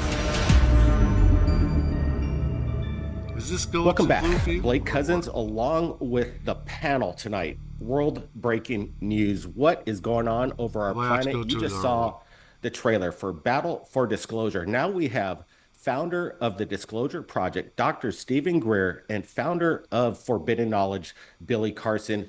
We're going to do it live. We're going to do it right now, and we invite the world to chime in and leave us your comments. So let's get to it. This was 2 days ago. Battle for Disclosure. The battle is on. Disclosure is maybe in our hands. A new incoming president is about to take charge, apparently, and Dr. Stephen Greer has been behind the scenes in Washington, speaking with officials, executive branch, people on the inside with regards to what's going to happen next. So let's start it off with Dr. Stephen Greer. Welcome. And what's going on with these drones? Everybody wants to get your opinion. Well, some backstory on that. These all began some months ago after a team of high-level black site defectors decided that they would come forward between now and early January with all the evidence and information from 6 different black sites that have been involved in shooting down the ET craft, the reverse engineering of them, the ET bodies, and the man-made, what they call ATs, which is advanced technology, which are the man-made UFOs, which are most of what people see. Now, of course, the covert, transnational, corrupt organization running covert UFO, UAP programs knows this. And of course, they can monitor everything with or without an encrypted block. And they are now launching what we had predicted in the late 1990s, and that is a series of diversionary false flag events to confuse the public and the politicians and the Pentagon as to what these UAPs are. All right. So the whole launch of the drones that you're seeing in the United Kingdom, those started after I got back from the United Kingdom, providing briefings to the senior leadership of that country about this you don't need to see that video, disclosure that will be the biggest event in modern human history. Frankly, the people coming forward are not secondhand or even minor. This is happening around the world, not just the United States. So firsthand, these are operators assigned to special forces who have now risen up to a senior position at these key black sites, and they will be unmasked. They will be named. They will have the evidence. They will have the proof. And that's all happening in the next 30 days or so. I am telling you this. Everybody give his iPhone a shout out. That's why I've been on a tour all over the world, meeting with senior officials in the U.S. government, the incoming administration, the current leaders in the House and the Senate. In fact, I just got back from Washington last night. So that is what is happening. The drones are a predictable launch of a diversionary. This is what I keep saying. This is a diversion of what's... And these stupid lawmakers and stuff like that are in on it as well. Some don't know. I can't say all of them. I'm not saying all of them, no. But there are people in Congress that want to keep UFOs, ETs a secret. This is part of the Psyop, among many Psyops, and the one huge Psyop. There are different parts of the Psyop. Okay, you have the civilian part, you have the classified part. There are many parts to the Psyop and everything. This is, to take... this is a diversion to keep UFOs, ETs a secret. And a confusing event. They're certainly not extraterrestrial or NHI. The pop culture now is non-human intelligence term, NHI craft. It's clear that they're able to have assets that are ground-based or in STIFs, subterranean facilities, or what some people call DUMBs, deep underground military bases, where they can launch these sort of objects and create all kinds of confusion and alarm and panic. This is now breaking all into the mainstream news, just as this group is pivoting to disclose the facts and the real information. So this is a PSYOP, psychological warfare operation. We predicted it. We've been predicting it for 25 years. If you read my paper that I wrote in 1999, it's on our website, drstephengreer.com, and it states very pointedly that the actors who are keeping this secret will take the momentum of disclosure and try to turn it into an alien invasion scenario, a good versus bad alien scenario, a way to keep war running all over the world, and also aggrandize the military-industrial complex. Yes, trillions of dollars in new spending to create a countermeasure to the alien threat.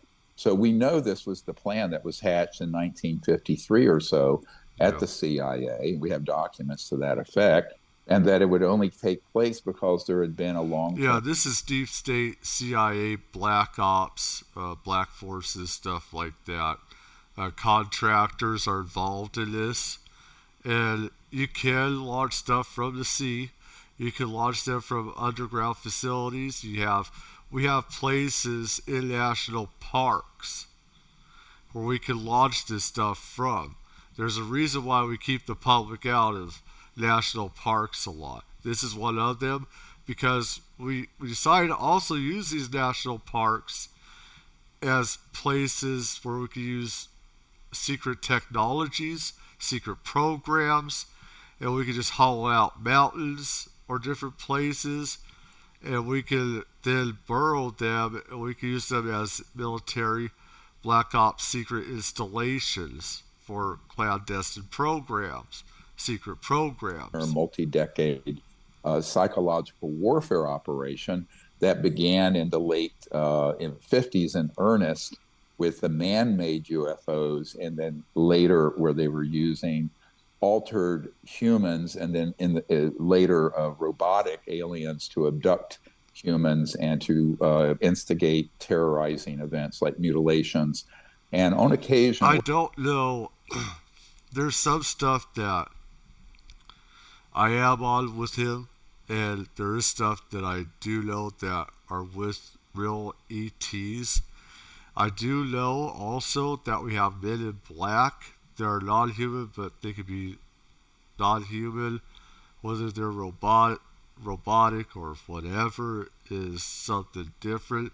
I know that these men in black are really human, and the cars and vehicles that they use is not human in origin, because they warp space-time, they can stop time, and so can these men in black as well, stop time and everything. So where they place these man-made UFOs over a developing world villages and blown up the whole village and killed dozens of people.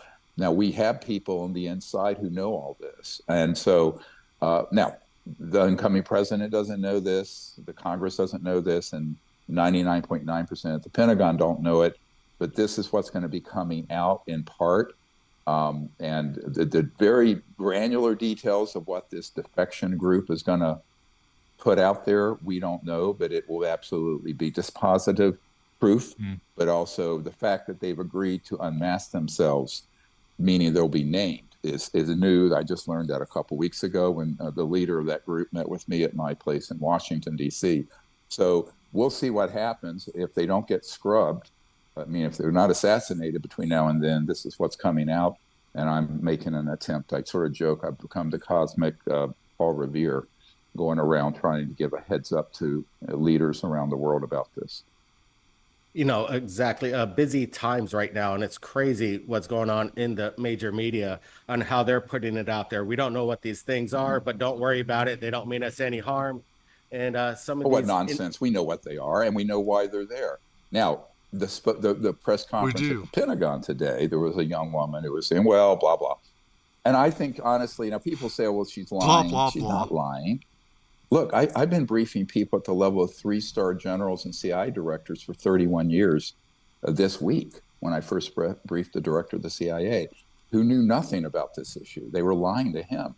So people make this big mistake, and they think that because you're in the U.S. government or the CIA or DOD, Department of Defense, that you know all about this, and everyone's in this big conspiracy keeping it secret. No. 99.9% of everyone in the U.S. government, particularly our political leaders, know virtually nothing about this subject. And what they do know is 9 parts disinformation, false information, and maybe 1 part information.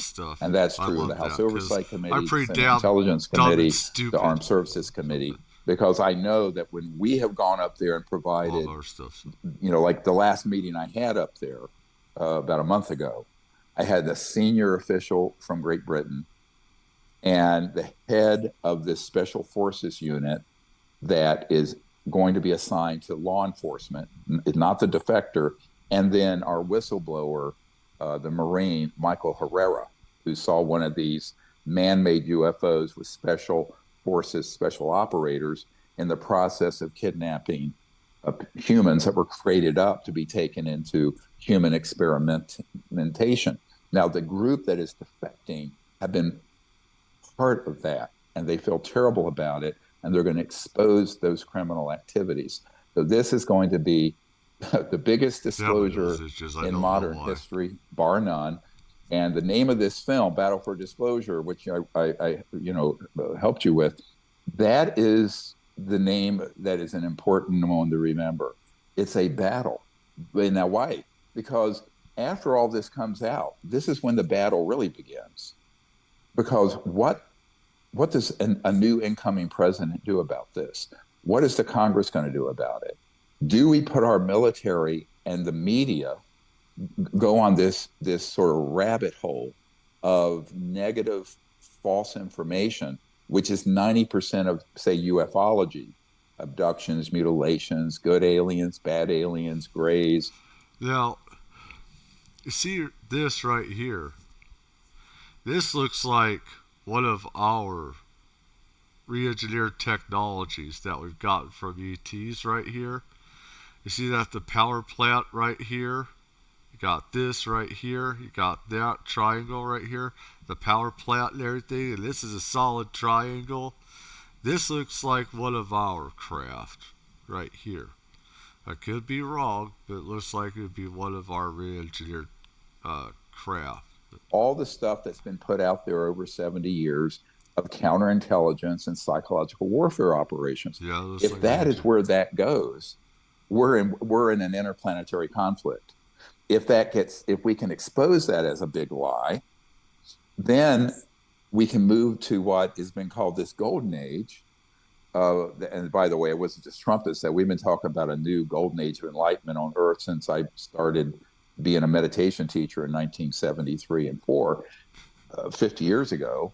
And it's about this. There's the 1960s and everything. If anybody remembers the 60s and everything, and hippie movement and everything else, psychedelic and everything else, and enlightenment. Oh my God, man. Information coming out with the technologies being used for peaceful purposes to eliminate poverty and create almost like a heaven on earth, and fix the environment with free energy, but also to start a program where we make contact with these civilizations peacefully instead of shooting them down.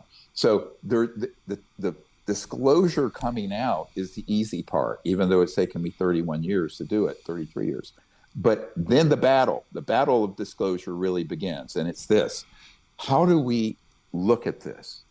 I mean, this is one thing is that even people that have been on the inside, and is stuff that I know from people on the inside and have my own experiences. I have my own opinions and own truths or whatever, and so it's like some things I agree with him on, some things I don't. I'm not going to just say he's a liar or anything like that, because I don't know. I mean, there's a lot of stuff that I do know, but there's a lot of stuff I don't know. And when I say I have, answers to stuff, I have answers to some stuff to go about things. But there's a lot of stuff I don't have answers to as well. And if anything, on some stuff I have part answers for that. And this is a crazy part with people that have been on the inside and where it is fractured. So it doesn't make sense we should all be on the same block, same even kill, the same narrative, but let's just say ETs even, they don't all get along, they have their own opinions and ways they do things themselves. So do us humans. How do we interpret this? And if this disclosure momentum gets hijacked into this terrible, frightening left turn into destruction and conflict, it will be 1,000 times worse than COVID. And that's what I'm saying, the senior incoming people around the incoming president. I would say the same thing to Biden. This is a nonpartisan effort. I want to emphasize that. Now, if it goes this other way, it could be one of the most unifying, beautiful moments in human history. I think you have seen the sample speech I've written for various world leaders. You remember I sent that to you last week. And as far as I'm concerned, you can publish that. But But the point I'm making is it really is the battle for disclosure and how this goes. And is it something that... As he says and how I say it, there are psychopaths, sociopaths. Call a lot of them psychopaths, even worse than sociopaths. They want to keep this a secret. They want to make money off of this. And they want to keep all the power to themselves. And they want to keep the story / narrative that all this stuff is from humans, human technology. Gods that we worship are real and they're not.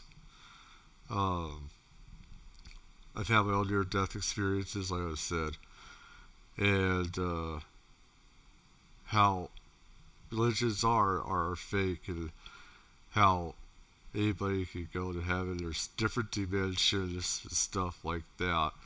These religions have nothing to do with the afterlife and real gods and stuff like that. That benefits the human species and our future on Earth, or is something that leads to panic and destruction. Now, the people who want war and panic and destruction, they obviously want it to go in the direction of mainstream ufology. But if it goes in that direction, it's a worst case scenario. And I've said that for 25 years. So this is where the battle really does get joined. And it's information warfare. It's a psychological warfare. And, this nonsense with the drones is just sort of tickling the system. They're played. It's interesting why it's rolling out right now, right before the new president coming in, and who knows what kind of sabotage fuckery that they're doing at this moment. It's kind of nuts. But at this time, let's just roll a clip, an exclusive from the documentary out right now, Breaking the Internet, Battle for Disclosure. Take a look at this. All right, we're back with Dr. Stephen Greer and Billy Carson. Now, let's get to you, Billy. You watch this roll out. It's been going on for a couple weeks. Again, people just want to get your thoughts on the recent activity. I know there's been sightings in your area of these drones, the unknown. What was your first impression when the major media was starting to talk about this? My first impression was that basically they're just trying to take control of the narrative. When the media starts talking about this topic, it's almost scripted, or it is scripted. You can tell that all the outlets are saying virtually the same. It's a part of the Psyops. It's like they're a part of the Psyops. They are part of it. They're part of the warmongering. And all these stations, news stations, seem to be in on it. They're part of this narrative that's a different country and stuff like that, creating fear, mongering as well, psychosis of fear, and how Congress is, and they're creating this narrative to make airspace more militarized, shoot down people's drones that has nothing to do with it. This is a government drones that need to be shot down, not ours.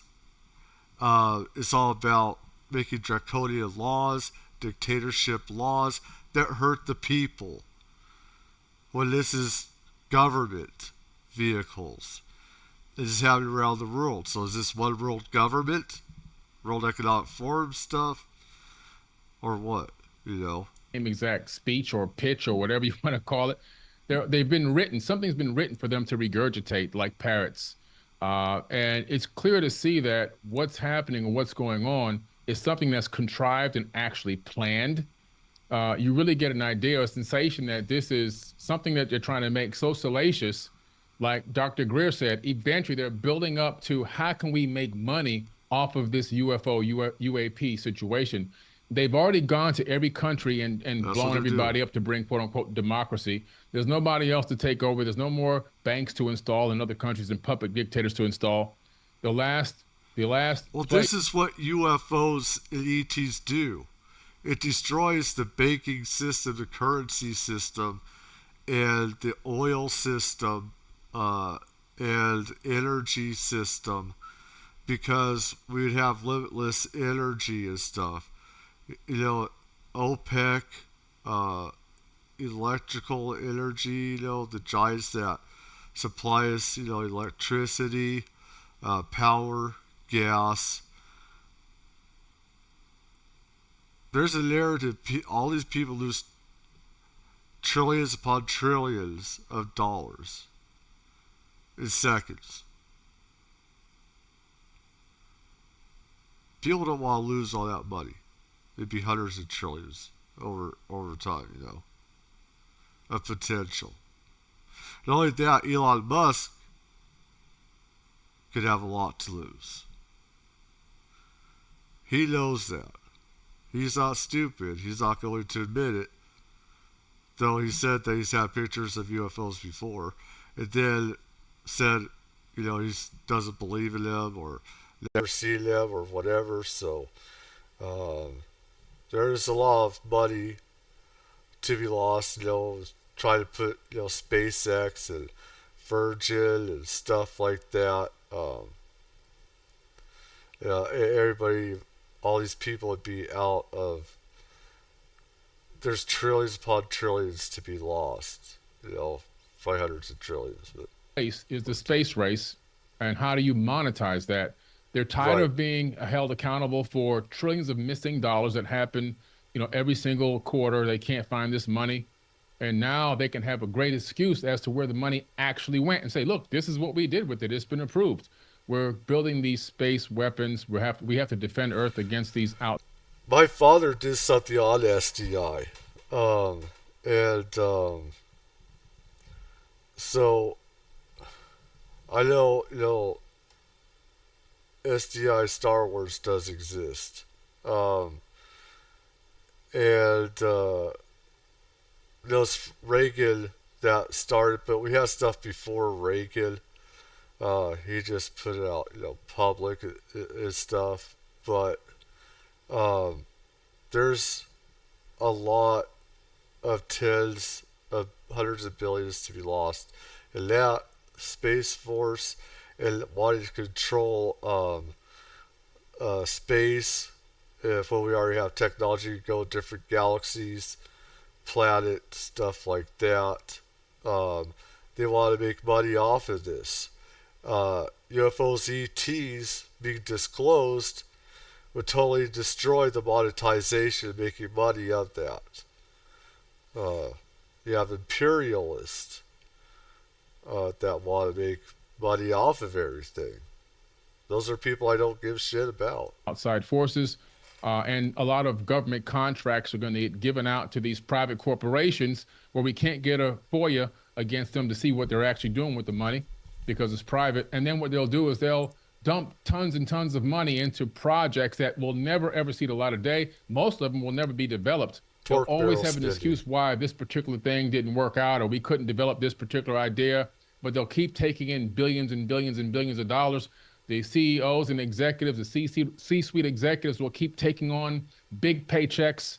And then they'll say, well, this one failed. We need another, couple billion or couple trillion, whatever the number is. And we'll start another project for a different type of weapon. And they'll keep playing around like this for decades until they siphon all that money out of the U.S. government. Really, it's siphoning it directly from the people themselves. So this whole drone thing is nothing more than a control of the narrative. And it's just a prequel to what they really are probably doing, trying to create another Gulf of Tonkin incident, which happened, years ago, obviously, which is what thing that really kickstarted the whole Vietnamese War. They really utilized that whole lie about the Navy destroyer, the USS Maddox, which was patrolling off the Gulf of Tonkin. They claimed that they had an attack, but the radar and sonar didn't come back exactly as that. It had to admit years later that that attack in some way didn't really happen, but that was a catalyst to create this Vietnamese. Yeah, we were attacked. Well, actually, we attacked some UFOs and then they attacked us back. I don't know. I don't think it was Tonkin that was it. I don't know. Could be wrong, but there was a lot of instances in Vietnam, along the Mekong River too, where they would come up and they would start attacking our forces for no reason, like they didn't want us there or something. Is the only thing I would get out of it. But we threw missiles at at the ETs, around off the South China Sea, right off Vietnam.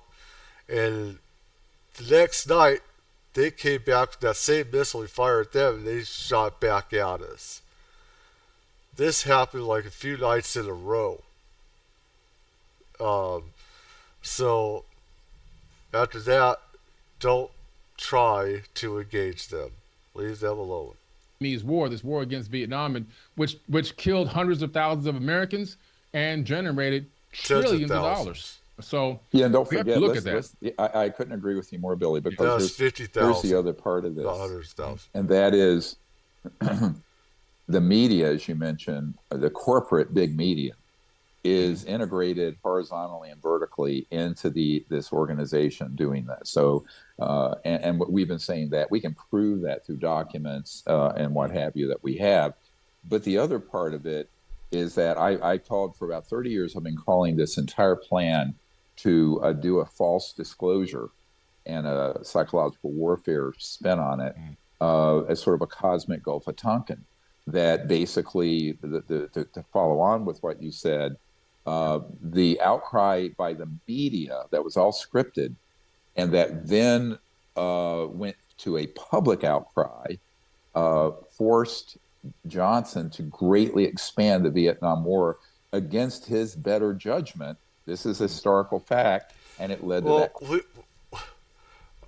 Oh man, the Vietnam War was so fucked up because we did go in there to win. We went there to contain and just kill hundreds of thousands.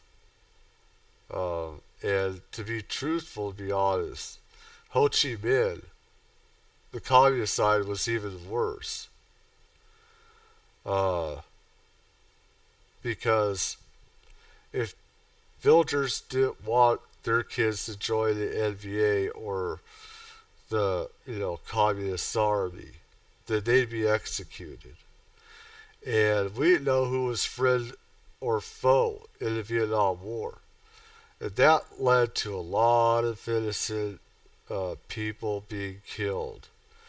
And we try to learn from that in the Iraq War and in Afghanistan. It's impossible to know friend from foe because you see the enemy dressed just like a normal everyday person.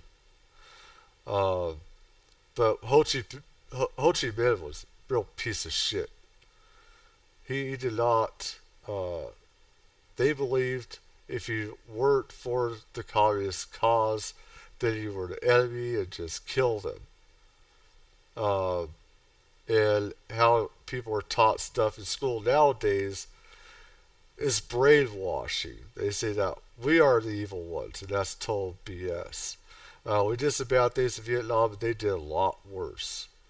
The communist side. So quagmire, but it enriched the military-industrial complex trillions of dollars. So, they don't really care if it kills millions of people. They care if it consolidates their power and their control. And remember, money at that level isn't about a paycheck. It's about power, about control. Mm-hmm. No, absolutely. On the point. The power, the control, whoever's in charge, obviously they want to seize it all. And what's been going on lately in the UFO hearings, in our documentary, we're talking to firsthand eyewitnesses that Dr. Stephen Greer brought forward. We got DC Long, Michael Herrera, and among others. So when that happens, why do you think that these UFO hearings aren't talking to these firsthand eyewitnesses? Why are they bringing in these people that are second and third hand? First of all, they've been approached by people like Lou Elizondo and others who are professional disinformation operatives. Secondly, they don't want actually to know the truth. And I put a portfolio together for House Oversight that have had a couple of hearings that listed, and it was on a hard drive as well as printed out, that had 762 whistleblowers firsthand. And I gave them the top 23 that needed to be brought forward who were high level, who had direct information. Instead, they pull in people who have no direct information or secondhand witnesses, or who, in the case of someone like Mr. Rush, had followed some leads that I had provided to his bosses at Senate Armed Services and Senate Intelligence Committee, but he himself was never a direct witness. The people who were direct firsthand witnesses, very curiously, they never have called. And on top of it, here's a larger problem. When I first was called in by the senior investigator for the chair and co-chair of Senate Intelligence Committee about 3 years ago, they wanted everything I had. And I said, I will give it to you. But they said, and I said, you're going to need a dedicated staff to investigate this, because this is a very complex issue, and more complex than you can imagine. So our first meeting was a few hours in a SCIF, which is a secure compartmented information facility that's assigned to the Senate Intelligence Committee. And after that, they were going to have a staff of about 30 people through a contractor assigned to us to really do a deep dive into this. But the funding never got put together for that. Similarly, in the last couple of years, the House Oversight Committee was asking for a select committee with funding and professional staff, and that was denied funding, so that never happened. So let me, in the interest, I'm not trying to defend the incompetence of Congress, but also they don't have time and they don't have staff. The man who was the senior lead for the Senate investigating this was told he could spend 10% of his time on this issue, when he needed 30 people spending 100% of their time.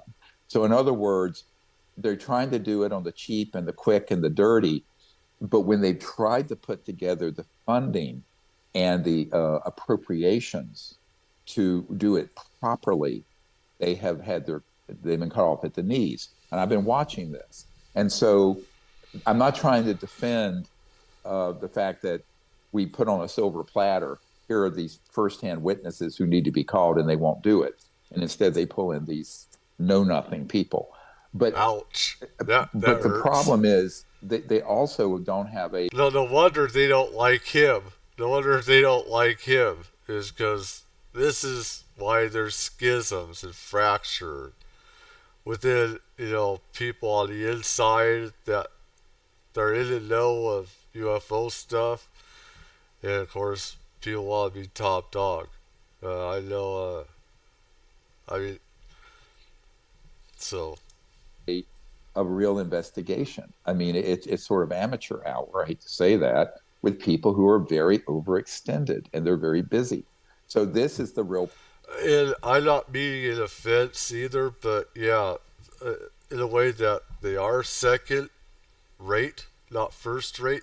If what he says is true, that they chose not to put in the people that had first person involvement with all this stuff, and they just chose the second person and stuff, then that says all right there that they do not want to take it seriously.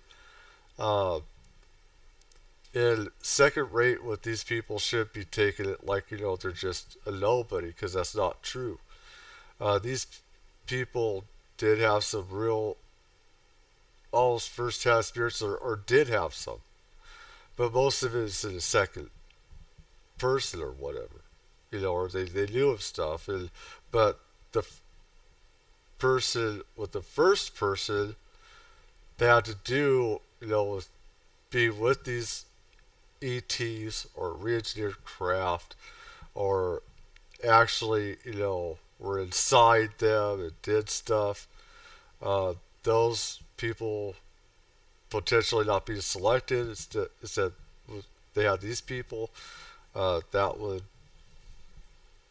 terrible problem with any of these people in Washington, and certainly it's the problem with the existing administration, but it's also a huge problem with the incoming administration, because they're busy with a million other things.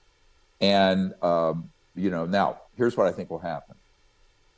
The revelations and the disclosures that are coming from this group defecting is going to focus everyone in Washington and in London and in Russia and all over the world like a laser, because it's going to be inescapable material. And senior operators, meaning SO special operators who have been operating these facilities and tactically involved, including the downing and retrieval of the ET craft and things like that.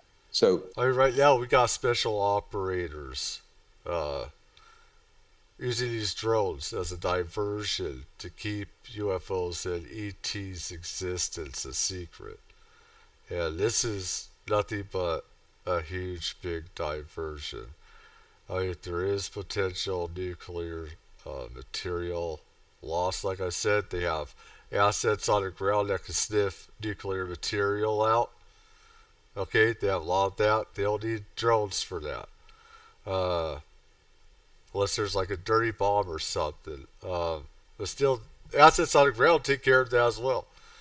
You don't need drones for that.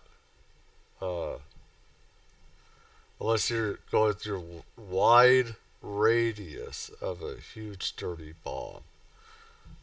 I don't see that here. Could be wrong. At that point, it's no longer speculative, and the proof is there, and there are multiple corroborating people from these black sites. So I think that this will start a new era of at least attempting to get to a professional investigation, which has never happened before, honestly. There have been, sort of half-hearted attempts over the decades, and most of those have been corrupted, like the Arrow office was corrupted with Dr. Kirkpatrick. Other prior efforts, like the Condon Committee in 1969, the Robertson Panel in 1953, they were all corrupted. We have CIA documents to this effect by infiltrators who looked like they were truly academic investigators, and they were on the payroll of the CIA. I can prove this, by the way. It's in our Disclosure Project Intelligence Archive, if anyone cares to look them up. But here's the big problem with this, is that I'm trying to get people warned this is coming. And by the way, I didn't select this date. I want to be very clear. I've been saying this to some senior incoming cabinet nominees that I've met with for President Trump, is that I didn't pick this date. This date was picked by the group that's defecting.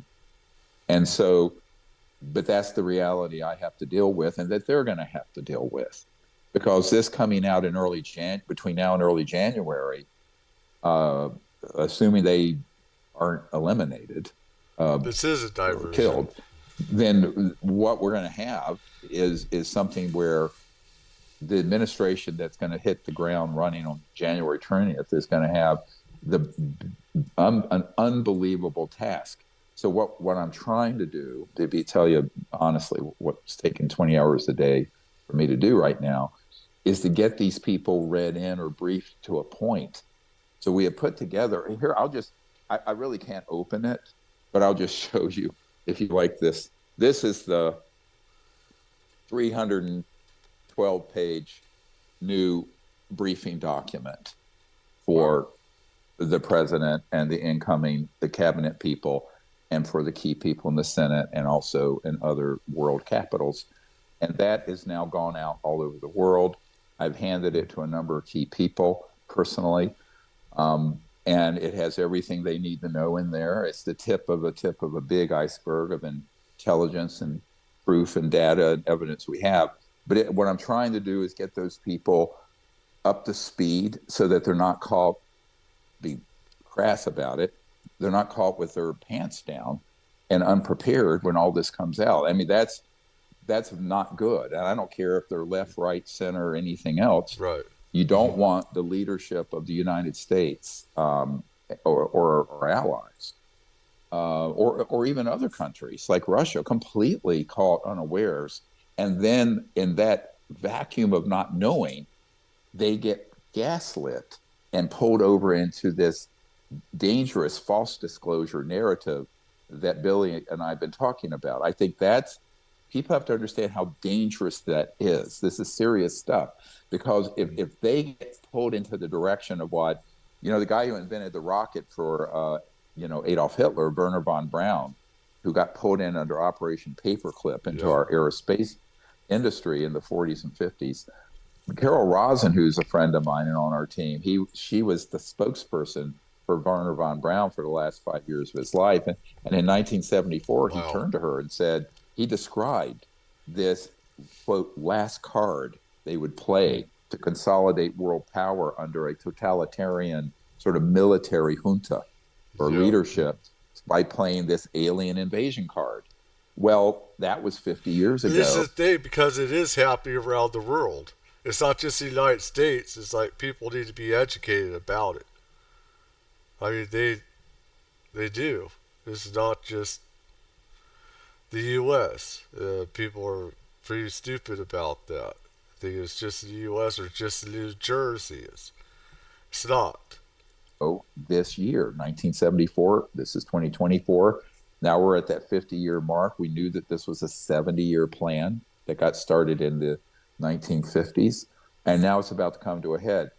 So I think all of us have a responsibility to counter that false narrative and try to provide guidance to the people and the media, but also to our leaders, that there is a golden age of humanity waiting, and it consists of the disclosure of this, but in a way that's hopeful, peaceful, forward-looking, not endless war and not weapons in space and war in space. See, it's the same information, but two diametrically opposite agendas and narratives. And if the narrative of alien invasion and fear and hate and war prevails, this is the worst outcome for the human species. But if this other narrative prevails, it'll be a beautiful time on Earth, a new era that will open. Unfortunately, I see the latter, where militarization, especially with these dumbasses, these idiots in Congress, really pieces of shit that want militarization. They want a military-industrial complex. They want dictatorship, and they want things dictatorial, what we cannot see and say. And both sides are doing it. Both sides are guilty of it. And they want to make money off of secrecy, off of this, extraterrestrial technology, and just, weaponize everything, and have these wars keep going on, and have World War III and everything else. Government run by psychopaths. Open of free energy, the end of poverty, a pristine environment, and our ability to interact with these NHI, non-human intelligence, extraterrestrial civilizations in a peaceful way. And then eventually humans will become interplanetary down the road. So you couldn't have The thing is, we could have already been doing that for decades.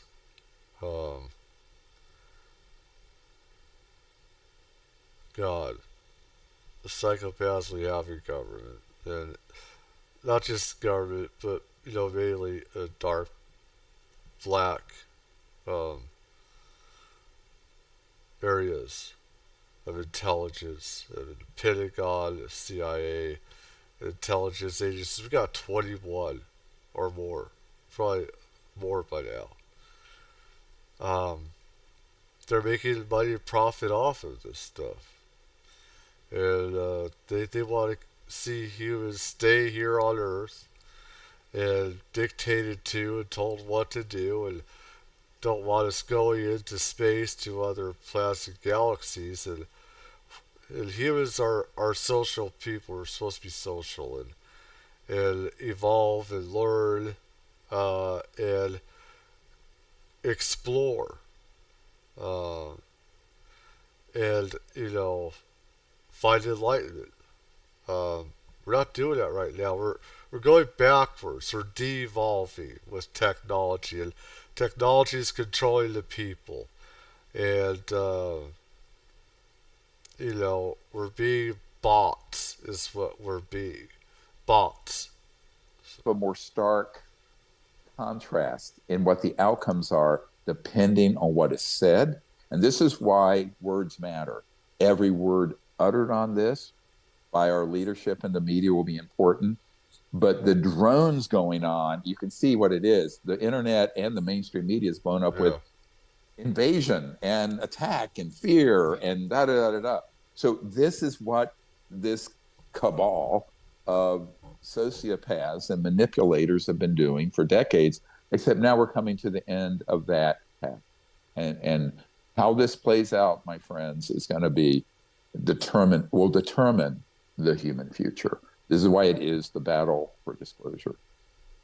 And speaking of battle for disclosure, here is another exclusive cut. Guys, take a look at this. Should whistleblowers still be afraid of coming forward? Or should they think they have a free ride now, being that the new law is passed? They still be afraid. Well, I know the law has been passed and it's given whistleblowers an opportunity to come forward without feeling like they could be prosecuted or get in trouble or lose their life savings or their pensions or whatever. But it's still a little touchy. The bombshell claim about UFOs. A former U.S. intelligence official. That looks definitely like that's definitely a UFO or re-engineered. There's a difference between drones and UFOs and the propulsion and everything.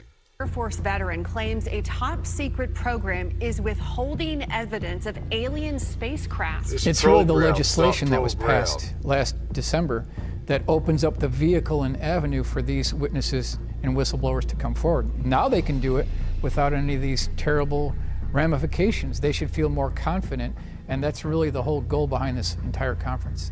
If these black programs are extra-constitutional and illegal from the get-go, then it null and voids their national security non-disclosure agreements because it's an illegal program. So that's kind of one way that you can get around when that's what Greer had talked about from the very beginning. That's where also contractors come in because they don't have any government oversight, whereas the military does, where the military leads all that money. With contractors, you don't need that oversight. They can just get those blank checks. Now we have an even more powerful piece of legislation in place that allows these people to come forward, and they're coming forward. These are brand new witnesses, and they've got bombshell information to talk about. I mean, one of the most important aspects about a whistleblower is they add credibility to this phenomena that's been going on since the crash in Roswell in 1947. All right, that's available right now on all streaming platforms: Amazon, iTunes, Google Play, YouTube. Battle for Disclosure. The link is in the description. Now, let me tell you, these drones again, or these unknown objects. Apparently, just recently, the DoD was denying that there's some kind of mothership coming in from Iran, releasing these out of bodies of water, the Atlantic, the Pacific. What do you make of this, Billy? Because it's kind of getting wild. I've never heard the media ever say, or a lawmaker ever say the word mothership until yesterday. Yeah, I know, mothership, So it's interesting because you really have to analyze the like Dr. Greer says, the words, the cymatics. They understand. Well, they're doing it for the reasons of narrative and how they want to spin it as well.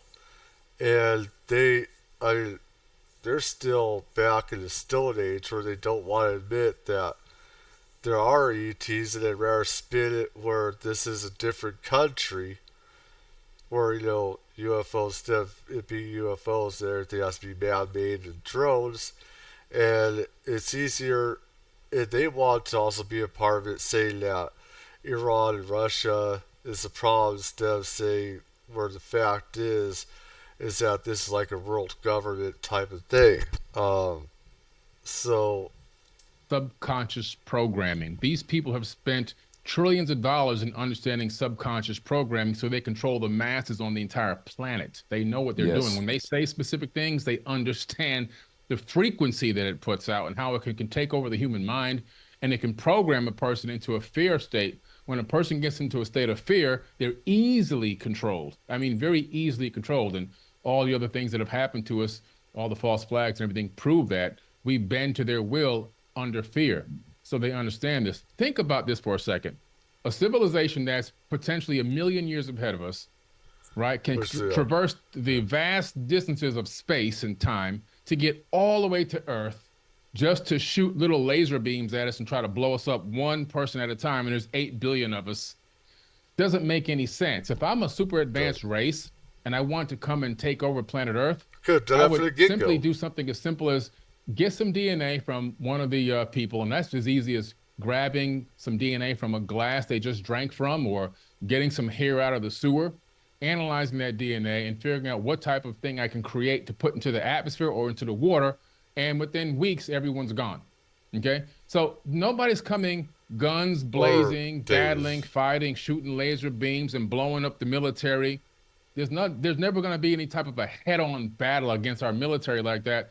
They're too sophisticated. If they really wanted to do something, they would not blow us up like that. So the fact that they're going with the narrative of what we can see in our own idiom, in our own... They could have done that from the beginning, from the get-go. I mean, they're a part in our creation as well. You know, and who we are today, and making new races, you know, across the intergalaxies, different galaxies, stuff like that. They could have just made a few of us, deleted the rest of us, like what happened with some others that got deleted or whatever, or just got phased out. I mean, it's just fear-mongering, psychological warfare, how they want to spin it, saying that it's a different country, which is BS. Limited understanding of technology and the way that war needs to be done. They're propagating this false narrative that there could be this attack via drones and probes and ships and things like that. I mean, killing 8 billion people one shot at a time. Come on. You can see the red, the green it's lights. Laughable. It's really laughable, especially for an advanced race of beings that can traverse space-time, that can traverse light years, that can bend space-time and create an Einstein-Rosen bridge and travel through wormholes. There's no way in the world they're going to come here with a bunch of drones, you know, shooting at military ships and things like that. The average person has been programmed to believe that because of what we've seen in Hollywood. Hollywood has us programmed into believing this narrative. However, the truth is, in my opinion, and based on my research, I just don't see something like that happening. To me, it's laughable that type of situation would even occur. I mean, that's what let me take it one more step. Disgusting. And that is, BS. Not only are the civilizations not doing that, but the organization that has been reverse engineering advanced interstellar craft for 70, 80 years, they have technologies now that are almost at parity. In other words, would be equal to or close to what an ET vehicle or NHI, non-human intelligence vehicle or craft would look like. And those are operational. And those have been used in false flag operations already. Yeah. And if you doubt it, look at the testimony of Stephen Digna, right? Who was in a Army base in California back around 2000, where a Raytheon triangular object that almost had AI and bio nanotechnology where it seemed to be living. And when he touched it, it would purr and make this weird sound. And that was a man-made Raytheon device. Now, if 1 million people saw that and came up close to it, or everyone in Congress and in the White House saw it, they would think it was an alien craft, and it isn't. So the other part of this is that these clunky drones that are running around New Jersey and elsewhere, that is not what they really could stage a false operation with. The operations that I know they could launch involve technologies that would really just completely deceive everyone who doesn't know about it. It's why, by the way, probably 2/3 of this brief are the proof and evidence, drawings and photographs of the actual man-made UFOs and what their capabilities are, as well as a fact sheet of phenomenon that has been staged. And you can bet they can warp time and space as well, with re-engineered craft that we have, because we're using their technology fused with ours and stuff like that. So by humans as a psychological warfare operation versus the actual. It's a one-pager And if that's all these leaders see, it's enough. So that is very important, because most people don't realize that the technologies, this is not the 1959 to 65 early man-made UFOs that were clunking around like you see from Mark McCandlish and Brad Sorensen, the so-called ARV from the Norton Air Show in 1988. Even in 1988, those were antiques. The ones that are now operational. Now, of course, imagine, as you mentioned, Billy, trillions of dollars in black budget funding, but also some of the most brilliant scientific minds I have ever met. They're not at Harvard and MIT. They're working in these covert programs with the aerospace and other contractors in very highly compartmented secret scientific operations. And that much money and that kind of brain power over 7 or 8 decades of research, there have been big breakthroughs, and they're in the hands of a group of sociopathic warmongers, and so this puts the entire world at risk until those are actually stood down. Now, here, let me get you to the next. Sociopathic, psychopathic. Definitely say plenty of them are psychopaths. Definitely, that's how sick a lot of them are that have committed murder and stuff like that. So, to keep this quiet and secret, keep it under wraps. Next step. So this information comes out with these whistleblowers and the proof. The next step is that the United States government and others are going to have to authorize operations to stand down those weapon systems, because we are using very advanced technologies. And I was at 2 black sites, a little over a year ago, right before I was almost killed in a terrible accident, where we were present over 2 black sites that had these electromagnetic pulse and scalar weapon systems where they target and knock down the ET craft. And I have the video and photographs of them and the underground opening point for one of them. And so this has all been handed over to the government investigators, by the way. But after I handed over that videotape and photographs from that chopper I was in with this guy who's defecting, he's the head guy from these black sites, who's a senior operator, The thing is, whatever technology that we have against them, they can always evolve and throw it back at us. If they wanted to, they could really destroy us, like the monkeys that we are, and stuff like that. So, really, I know, and I've heard of us being able to take their stuff down through different means of weapons, but, unofficial cover. So I can't say more than that right now. But I know what he's assigned to, I know what his cover is, and I know him very well.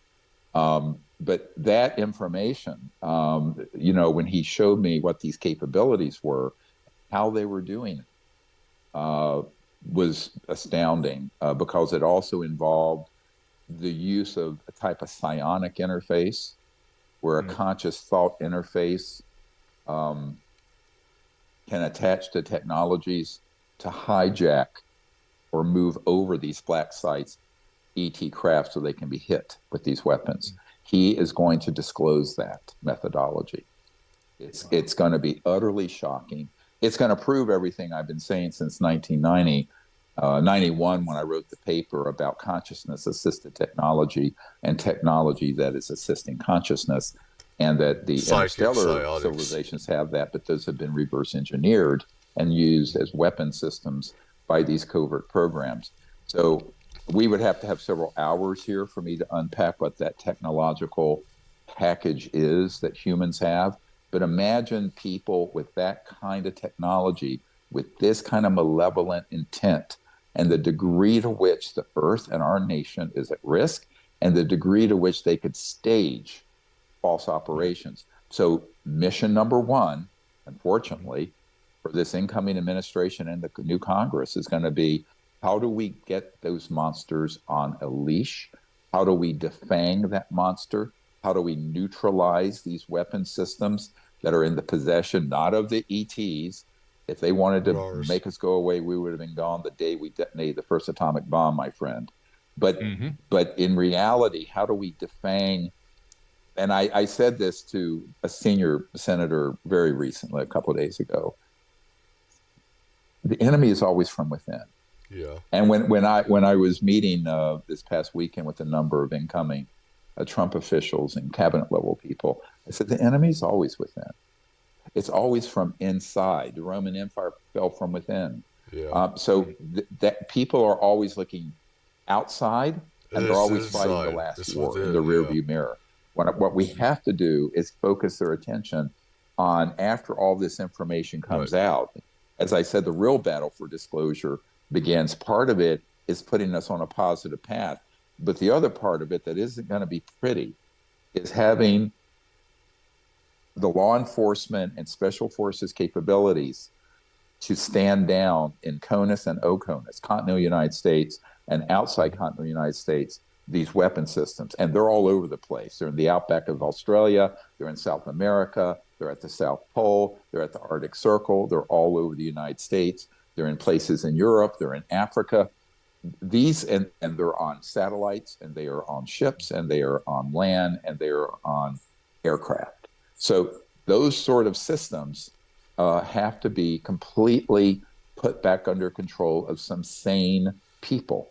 Right now, they're in the hands of the worst possible actors who have operated with impunity for decades.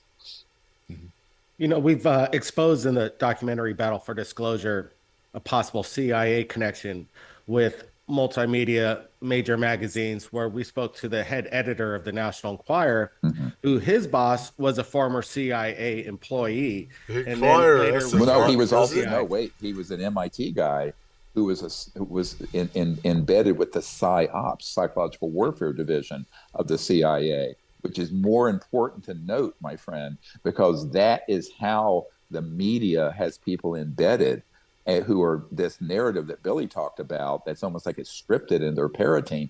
That is where that comes from. It's very well put together psychological warfare. And the founder of the National Enquirer came from that culture. Yeah, it's amazing. And how it's the Project Mockingbird and the infiltration in all media. We expose in Battle for Disclosure, not only the National Enquirer and other magazines, even 60 Minutes, CBS, even the boss of CBS admitted that the CIA was coming in, controlling the narrative, when the CIA is supposed to be working foreign and not domestic. So obviously this is a breach of any kind of constitution. Well, by the way, it's actually against the law that formed the CIA and governs the CIA. They are not allowed to operate domestically ever. And yet there are people like Jim Semivan and others who admit to being operatives for CIA domestically. This is black letter illegal. And one of the things I've been saying to some senior people attached to law enforcement, I can't say which agency, but very senior, is that why aren't we grabbing these people up and prosecuting them? What good do we have if we have laws and there are people running amok of the law, right? Why aren't we enforcing the law? Because if we have no civilization, if we're not Is this it where they're giving special immunity? This goes for politicians, why I believe somebody should face execution because they have so much power and immunity when they should be, if it's just you, ordinary Joe or Jane, Jay or Joe, and we were doing this stuff, and some of the crimes, we'd be in jail or prison and stuff like that, and nobody should be above, the law and stuff like that. And yet, these people in power are always above the law and immune to any type of law. It's a two-tiered system. If you want to avoid getting prosecuted for your crime, just go into politics or intelligence and stuff like this, or news and stuff like that, almost, except for what happened with Stephanopoulos. But boy, that's rare, but civilization of the rule of law, the Constitution, equal justice under the law, et cetera, and so forth, right? So if now we can prove that these are criminal activities, and by the way, the group that's coming forward are going to talk about the fact that they have been in an illegal operation. This is key.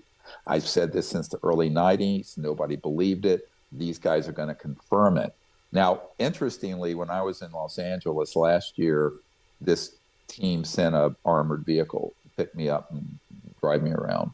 And the guy who was driving, special forces guy, he turned to me, he says, "Thank you for what you're doing for those of us stuck on the other side." Great title of the paper, Stuck on the Other Side, or a documentary, because these guys are patriots.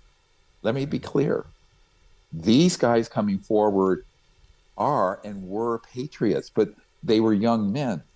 Now imagine, let me put a human face on this, so we stop out of the all academic stuff. I mean, I know this is the thing where you go into this and you're a patriot. It doesn't matter what political side of the spectrum you're on.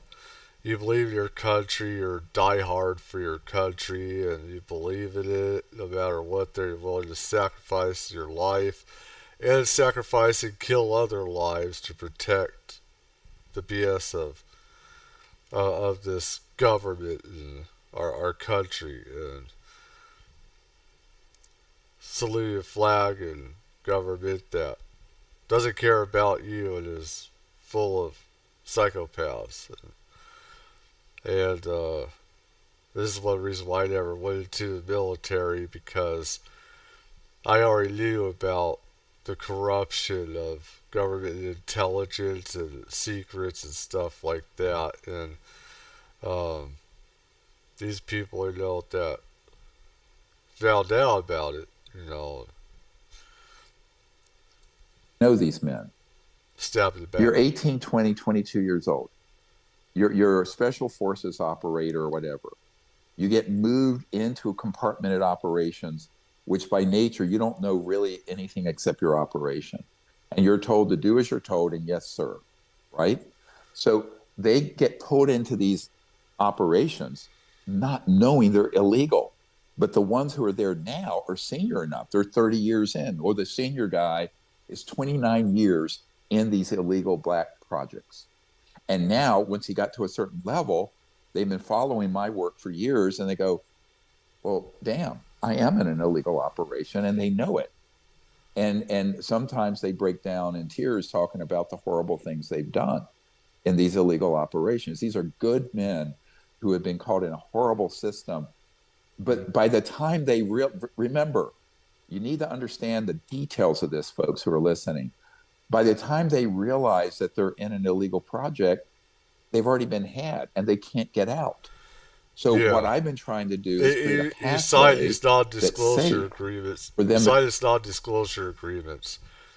And if you say anything, it's, 25 years for each charge. So how many secrets do you know about or give up, and if you don't go through right channels, through Inspector General,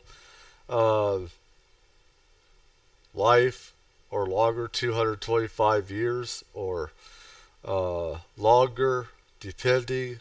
If you do anything wrong through Inspector General, which is bullshit in itself, you shouldn't have to. I should be able to just come out and say something. You're dead. That's hard time. In federal prison, a lot of ways is usually harder than, usual prisons, for, civilian prison and stuff like that. So come out. So let me collect one more dot here. Connect. Very important dot, Billy, for you. Mm-hmm. All right, and people you know. The information they're going to give me as they come forward, because they've gone to ground now, they're only communicating with me. I'm going to hand off to every celebrity and every media outlet and every influencer I know. And I need you guys to do the same thing. And it'll be open source. It'll be on a site that is blockchain protected, that's now stood up, and it's got to be seen by several billion people within a few days.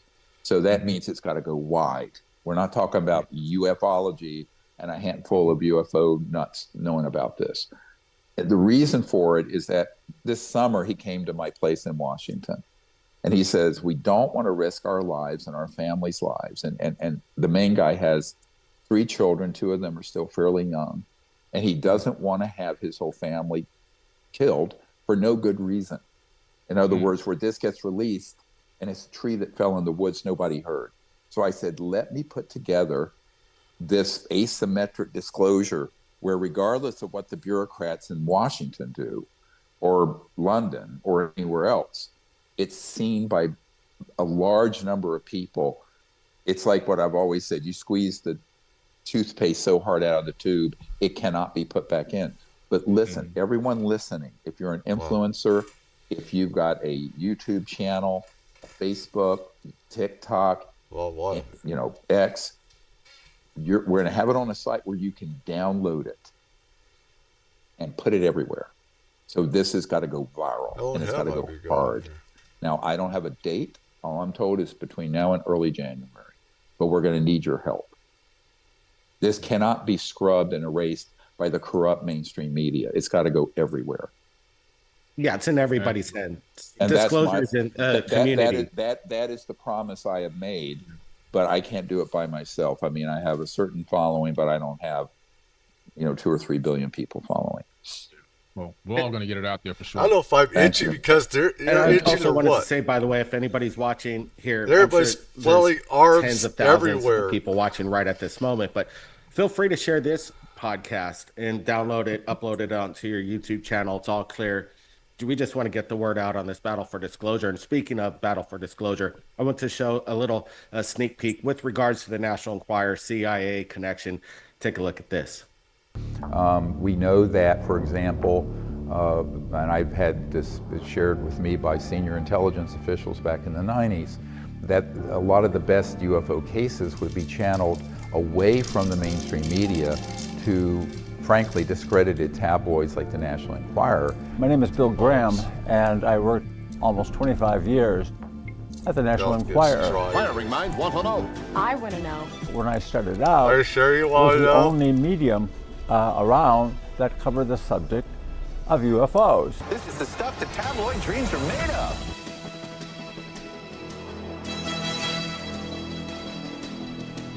In 1981, when I joined the Enquirer, we put a lot of money into covering UFOs. I knew there was... Some people said I was an alien baby too. Shut up. Watch what you say. like a dedicated crew that we had, that's all they did. And many people aren't aware how much money the Enquirer actually spent on the subject. The Enquirer was a cash cow. The publisher learned how to really make a lot of money by being at every supermarket checkout counter in the country. So with all this cash flowing in, money was never any object. We'd send people to countries in South America, Asia, and so people were skeptical because the National Enquirer, oh, this isn't true, this isn't true. And I went in very skeptical myself at first. And then my job as a photo editor, we'd have teams of people go in and interview people that saw something. And it wasn't just like lights in the sky. I would see stories where, we'd have story files. The person would own a farm and a UFO would land at the farm. And it wouldn't just be a light in the sky, it was something with form, structure. And there was frequently... That is not a drone. Do you see this? This is not a drone. No lights. No FAA lights. Now, like I said, seems like half are ours, half are theirs. ET's half are theirs. So, it's beautiful. It's one solid object, too. With these craft. No rivets, bolts, or anything. And now some ETs do have craft that look really messy. but a lot of them are nice, sleek, shiny, silvery. Looks like they're polished and everything else. Versus the drones. Lot big difference. Like a beam of light that would sort of paralyze them. Yeah. And they would show, they would have, some of them had burns, radiation burns and things. So that changed my way of... This is one reason why they tell you not. If one crashes or one gets shot down, not to go after or look at it and search through it, is because extraterrestrial and re-engineered craft that we have can cause cancer. And this is one reason to keep them a secret, is because of the fact they don't want to pay hundreds of millions to victims that worked on UFO ET craft or that have worked on re-engineered craft and have gotten cancer. There are hundreds of millions of dollars at stake. They don't want to pay out and dish out to victims on this re-engineered technology, you know. Thinking on the subject of UFOs. All right, that was Bill Graham, a major inside. He worked there for 25 years, and obviously the National Enquirer, they paid for information. Could you imagine the information coming in? They paid big bucks. So people want to make money. They're going to sell information. These guys were ready to share it, and a lot of this stuff got suppressed. But the narrative that they put out on the National Enquirer was to dumb down this the UFO subject matter in general and make it seem that it was a threat. People are getting burns from these things. And if they were getting burns, these were man-made vehicles. But Billy, you know, it's interesting how things are rolling out. What do you think the major battle ahead of us is? And what's your take on Battle for Disclosure? Well, the major take I get on Battle for Disclosure is we're putting disclosure in the hands of the people where it actually belongs, because the people actually have the power. We've been duped into thinking that we have no power, but we're the ones that have the power, and we have to realize that the governments of the world are supposed to be working for us and that we're supposed to tell them what to do. Yeah, they flipped the narrative on us and they brainwashed us into thinking that we... This is both political sides, and why I hate politicians, what they do, because they want in some way, either side, this goes for different countries too, because I do intelligence stuff on different countries and stuff like that, is that they want to control us, tell us how to think, and if we're not into their line of thinking, then they want to censor us, make laws and say that the way we think and our opinions are misinformation. That goes counter to our Constitution and free thought and stuff. And no matter our speech is not supposed to be, you know, treated as misinformation, as terrorism or whatever, unless it really is. And both sides seem to want to do that. Treat it as such and want to circumvent free speech and destroy it unless it's their way of thinking, ideology or religion or whatever. Work for them, and we better do what they say or they're going to punish us. And that fear that they set in our hearts is what's been holding us back this entire time. And we also have to realize who is at the head of a lot of this secrecy. I believe it's personally the CIA. I mean, you know, the CIA monitored investigations conducted by the Air Force for Project Blue Book. You got the CIA. You have NIC, National Intelligence Council, and their committees. Say that CIA, it's just one agency out of the dozens, okay? And their inner circles that regulate that part of the CIA, that deep state, that dark, you know, black operations group. You know, there are other forces, you know, that's so dark and disgusting and evil and twisted that's willing to kill and murder to keep it a secret as well and want to make money off of it. not let people know about it. So they were gathering intelligence back then. The CIA sponsored the Robertson Panel, which was a group of scientists that were evaluating UFO sightings. They concluded that, of course, most of the sightings were just swamp gas and natural phenomena. But every time you turn around, you find out that these people in this three-letter agency are controlling that narrative from behind the scenes with no congressional oversight, with no input from the president of the United States, and so forth and so on. So in some way, shape, or form, that situation, that illegal situation, has to be dealt with, or has to be understood, or has to be addressed. I think that's the biggest linchpin in this whole thing that's kind of holding it all from just the water fountains from just spewing out all the information, is that three-letter agency. Well, here's a good bit of good news I learned about an hour ago.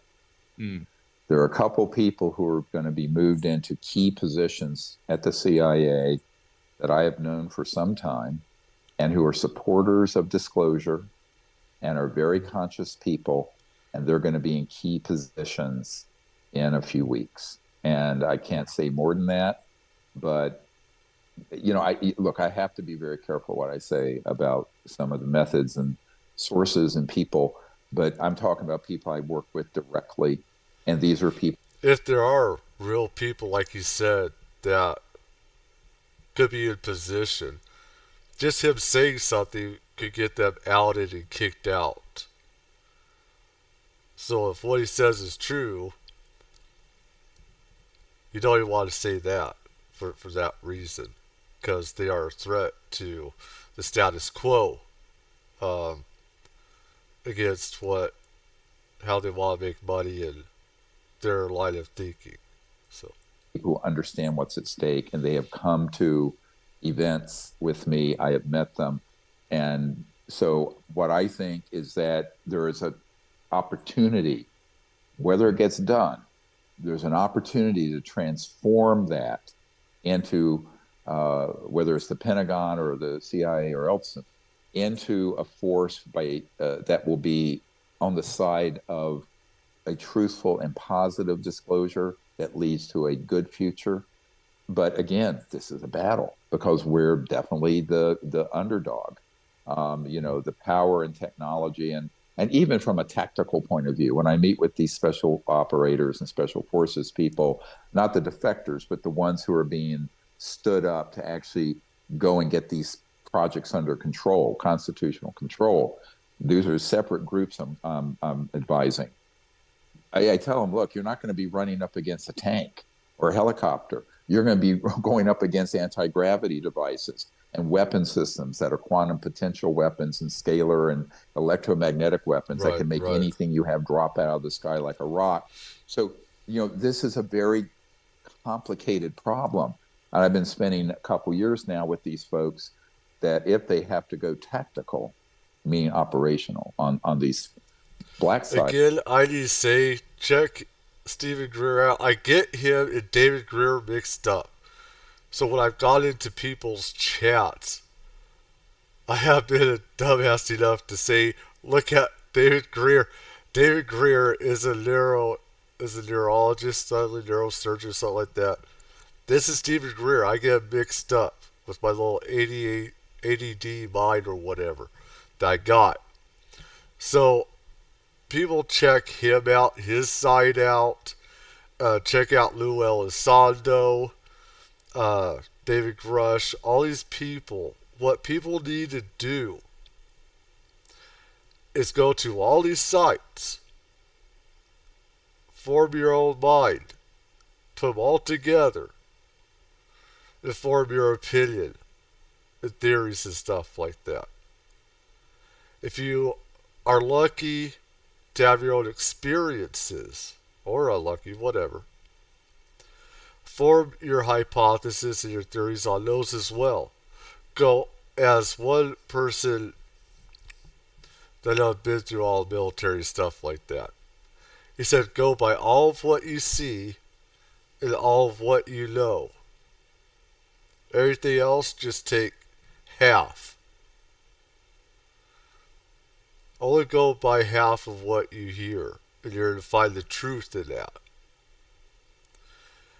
Because everybody even that's been on the inside has their own opinions on stuff, has their own takes on stuff. This is something we have to think about. I have my own opinions and stuff like that. And so, I mean, you gotta educate yourself and form your own reasoning and theories, hypothesis, and your own thinking and stuff like that. And I say go out there to some sites. Not there are places in the desert.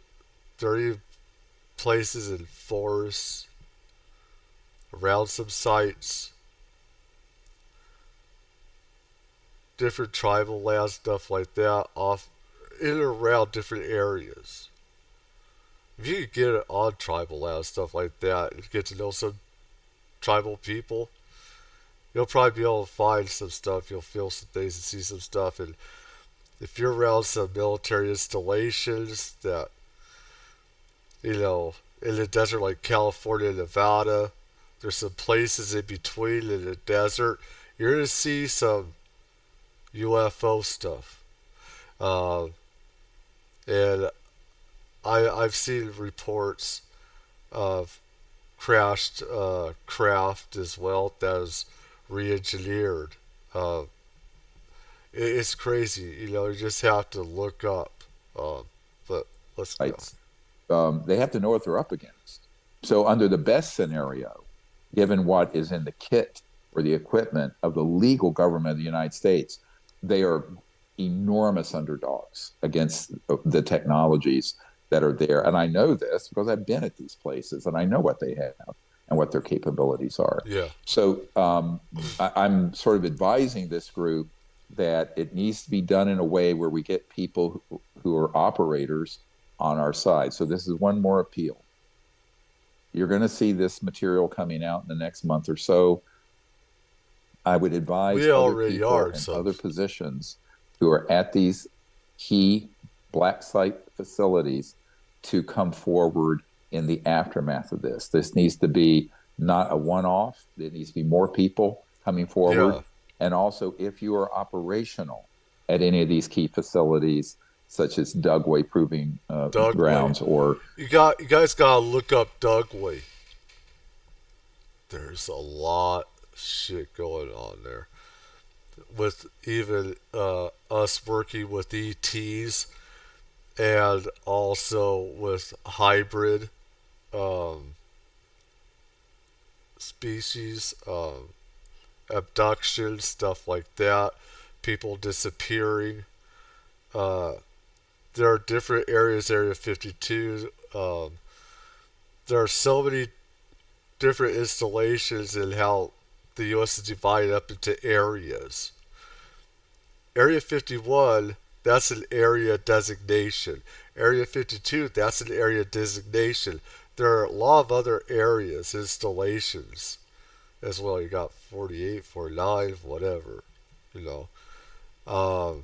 So there's so many places in national parks that I know of, in mountains where we have secret facilities, underground, stuff like that. Nellis or Edwards or any of these other facilities that you cooperate with legal authorities in the United States and not pick up your weapons, but cooperate.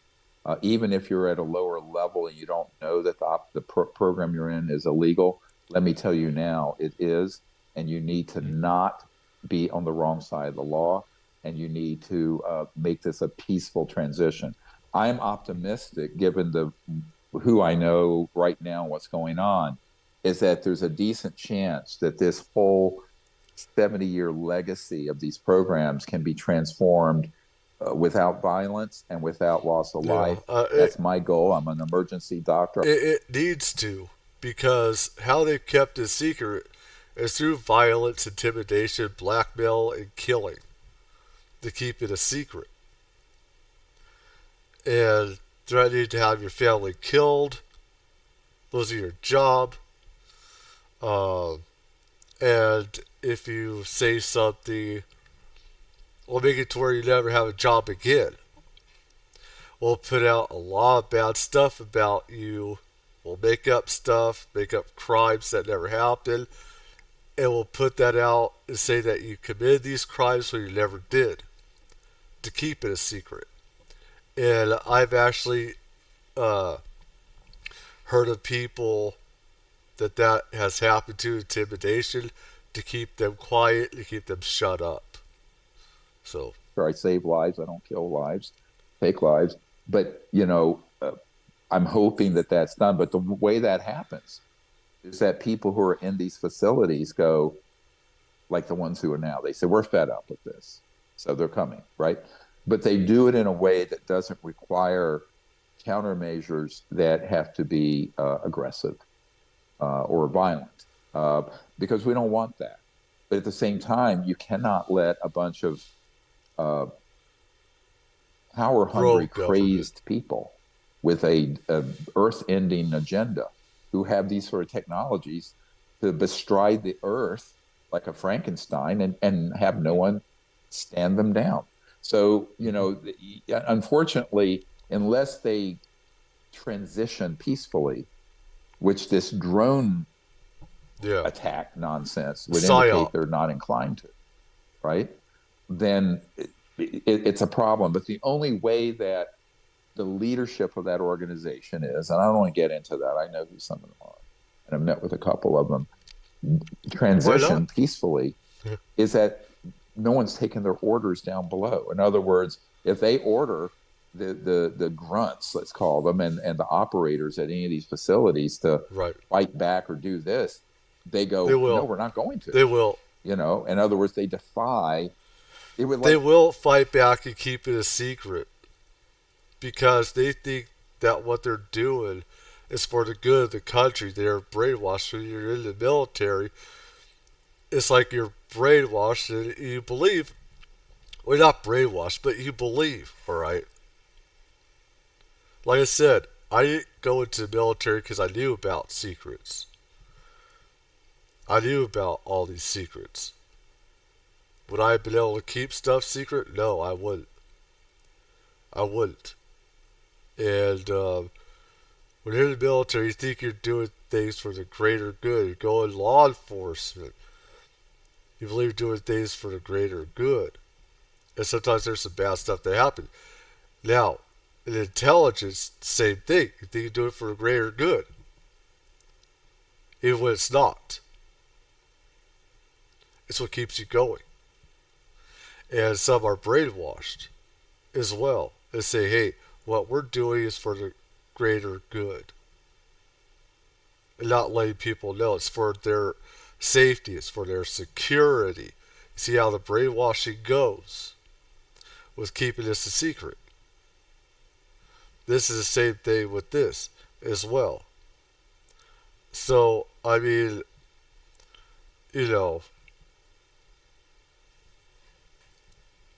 be people in the Third Reich defying the rank and file, going, no, we're not going to do that. We're not going to do this atrocity, right? Mm-hmm. So this gets into a very personal, difficult decision where people will not follow the orders of their chain of command because they realize what I just said, that they're in an operation that is illegal and criminal, and therefore they're not required to execute those orders, right? Those organizations and programs are operating without the authority of the United States government or Constitution or president or Congress. Therefore, they can say, I don't recognize your authority. Now, back in the early 90s, when I was threatened legally for what I was doing, I said, oh, really? Come put on the bracelets right now, right goddamn now. And I said, I will then have a court case where we'll have to subpoena the President of the United States, the CIA director, the head of the Defense Intelligence Agency, XYZ senators and members of Congress, and they will have to testify under oath that even though they should know if it was a legal operation, they had no knowledge.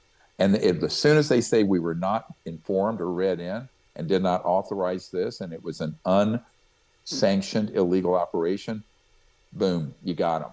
because that's called treason against the United States.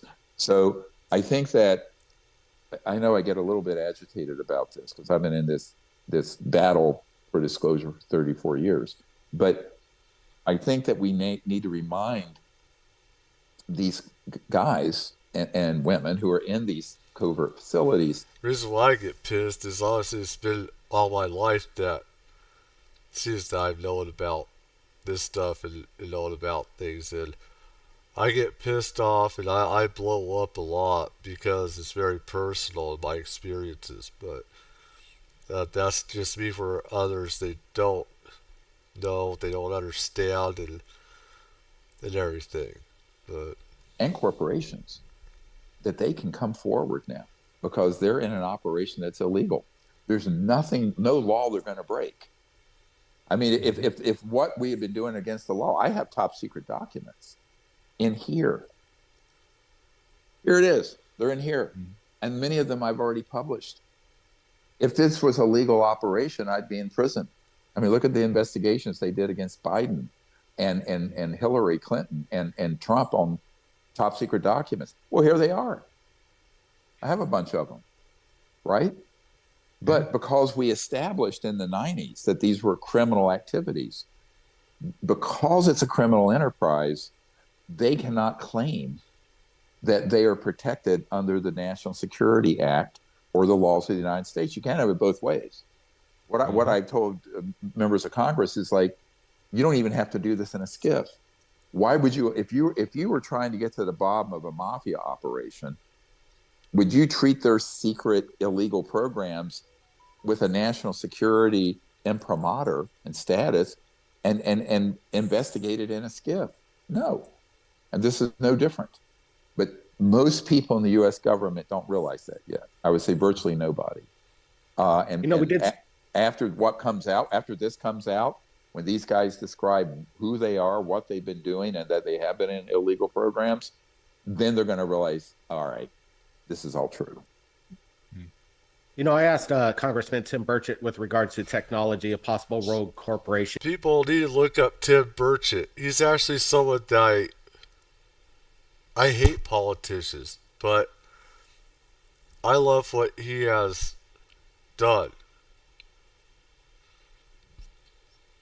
The people need to look him up about trying to declassify UFOs, ET, stuff like that. Is that he said what something to, may not be exact words. They said the reason why some people may not want to declassify us like in Congress is because maybe some guys could be blackmailed because they were with a woman at a bar, a woman that they shouldn't have, and they could be blackmailed, and they could use that, the other side could use that.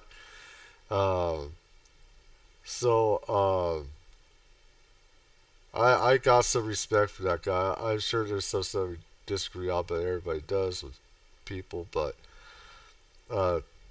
look him up, because he's said some good stuff about needing to declassify UFOs and stuff. And he was pretty concerned. He said that keeps him up at night. Let's roll a quick clip of this interview exclusively on Battle for Disclosure, available right now. Take a look at this. Yes. Do you believe that there are private corporations that have gone rogue with this technology? Yes. That scares me, that they could get a hold of it and move ahead with it. That's why I think it's better if we know out in the public, because they would have so much control over everything if they had that. To me, that should be warning enough. But the beauty of it is it's so advanced. I just think we're clueless. We're gonna. Most are. I'd be surprised if we had anything in the way of a reversed engineered craft. I just don't think we have the technology to pull that together. I may be wrong. Maybe people are laughing at me right now when they see that, but I just think it's so far advanced that we don't have a clue. It is. And I've talked to pilots. Yeah, no idea. That have said they're, basically, and they've drawn out.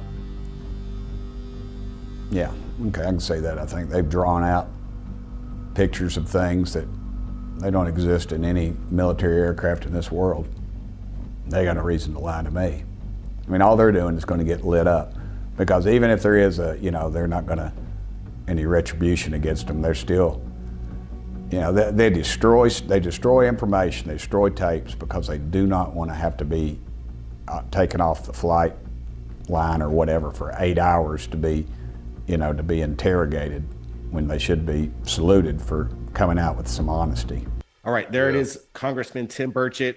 He says that would concern him highly. Right now, with this drone situation, it's interesting. We have Lockheed Martin and McDonnell Douglas sending out drones, chasing these drones. Is this a blue on blue, Billy? Is this what's your gut feeling where these drones are coming from? They're seen on the Pacific, they're seen on the Atlantic, all at the same time. Hundreds, if not thousands, of these things. Where are they being dispatched from?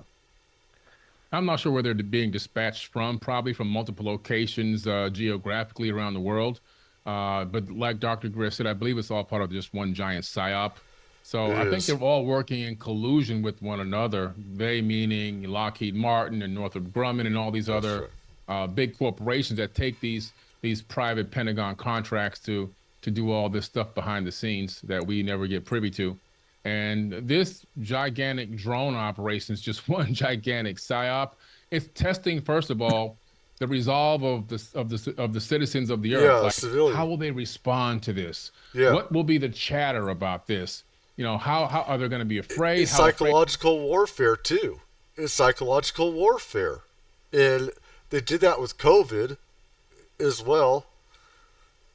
They done this before. They want to see how much this civilian population will take it up the arse.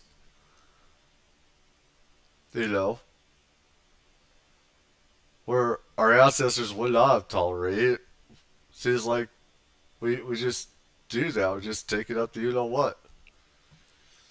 Will they be? Let's measure their fear on a scale of 1 to 10. Right. Do you think this is enough to manipulate them? Let's also continue to do this, because now we're dropping seeds into their subconscious that something can happen like this again, and it could be a bigger, more widespread attack with more damage and more death.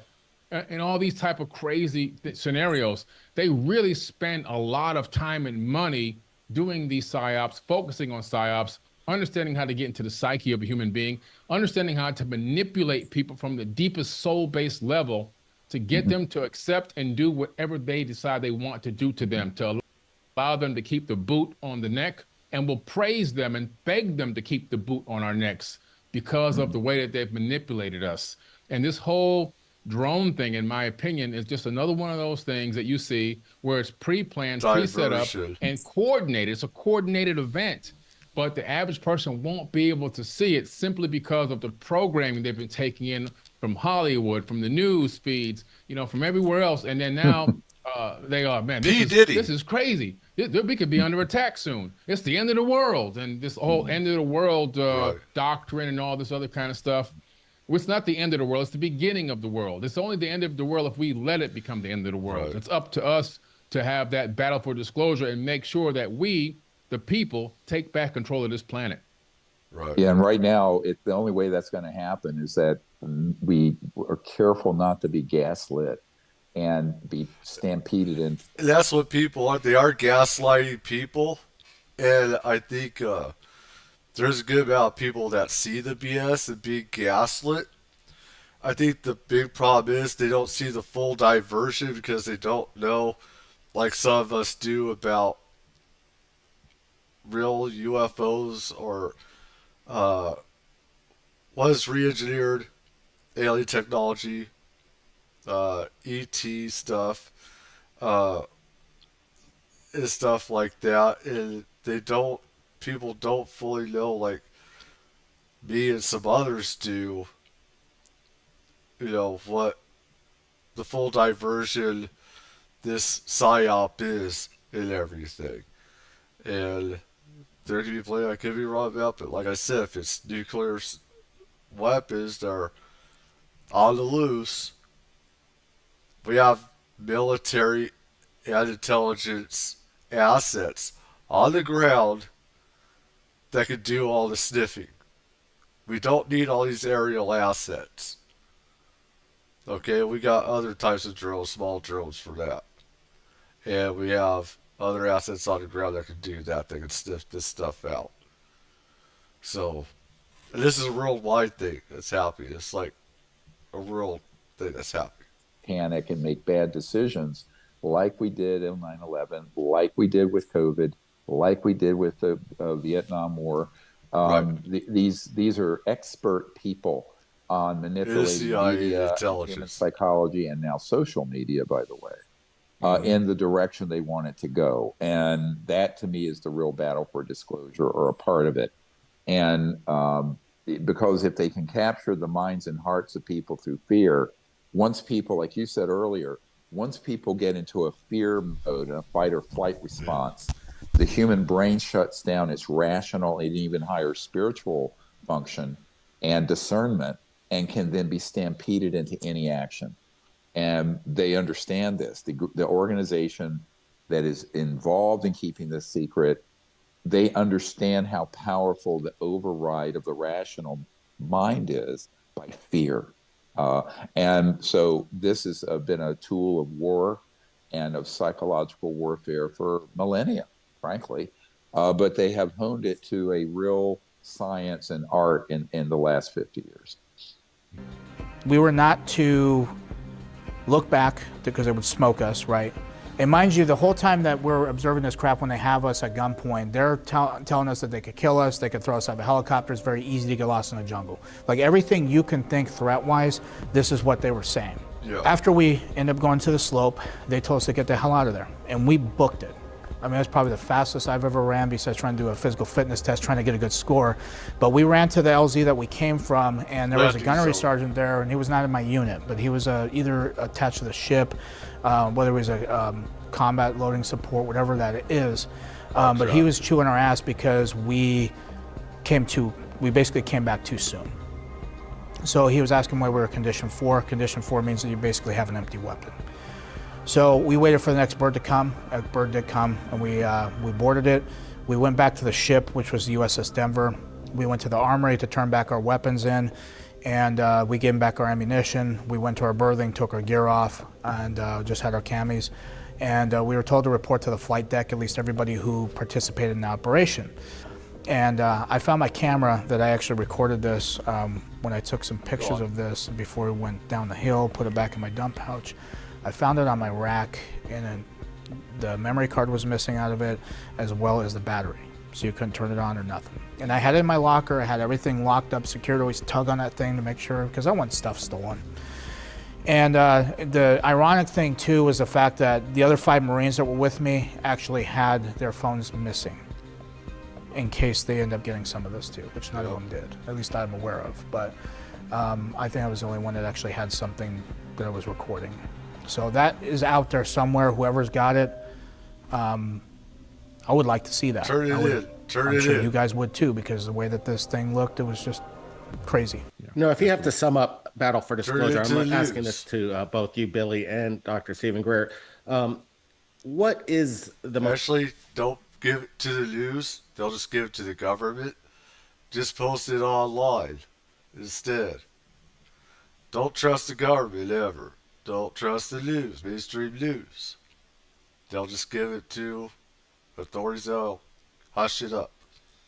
Most important thing people should take away from this documentary? First off, in my opinion, it's the first-hand eyewitnesses. You got, I think, 4 whistleblowers coming forward, explaining their situation. The Congress doesn't want to hear their stories, but the documentary goes into full detail with regards to their statements, their experiences, and their basic threats of even coming forward and stating these events that they experienced, threats to their lives. So, the battle, it was crazy just to even get this documentary out. It's been a year and a half in the making. It's going to be first to hit the street. There's been a void of some. Look in the description.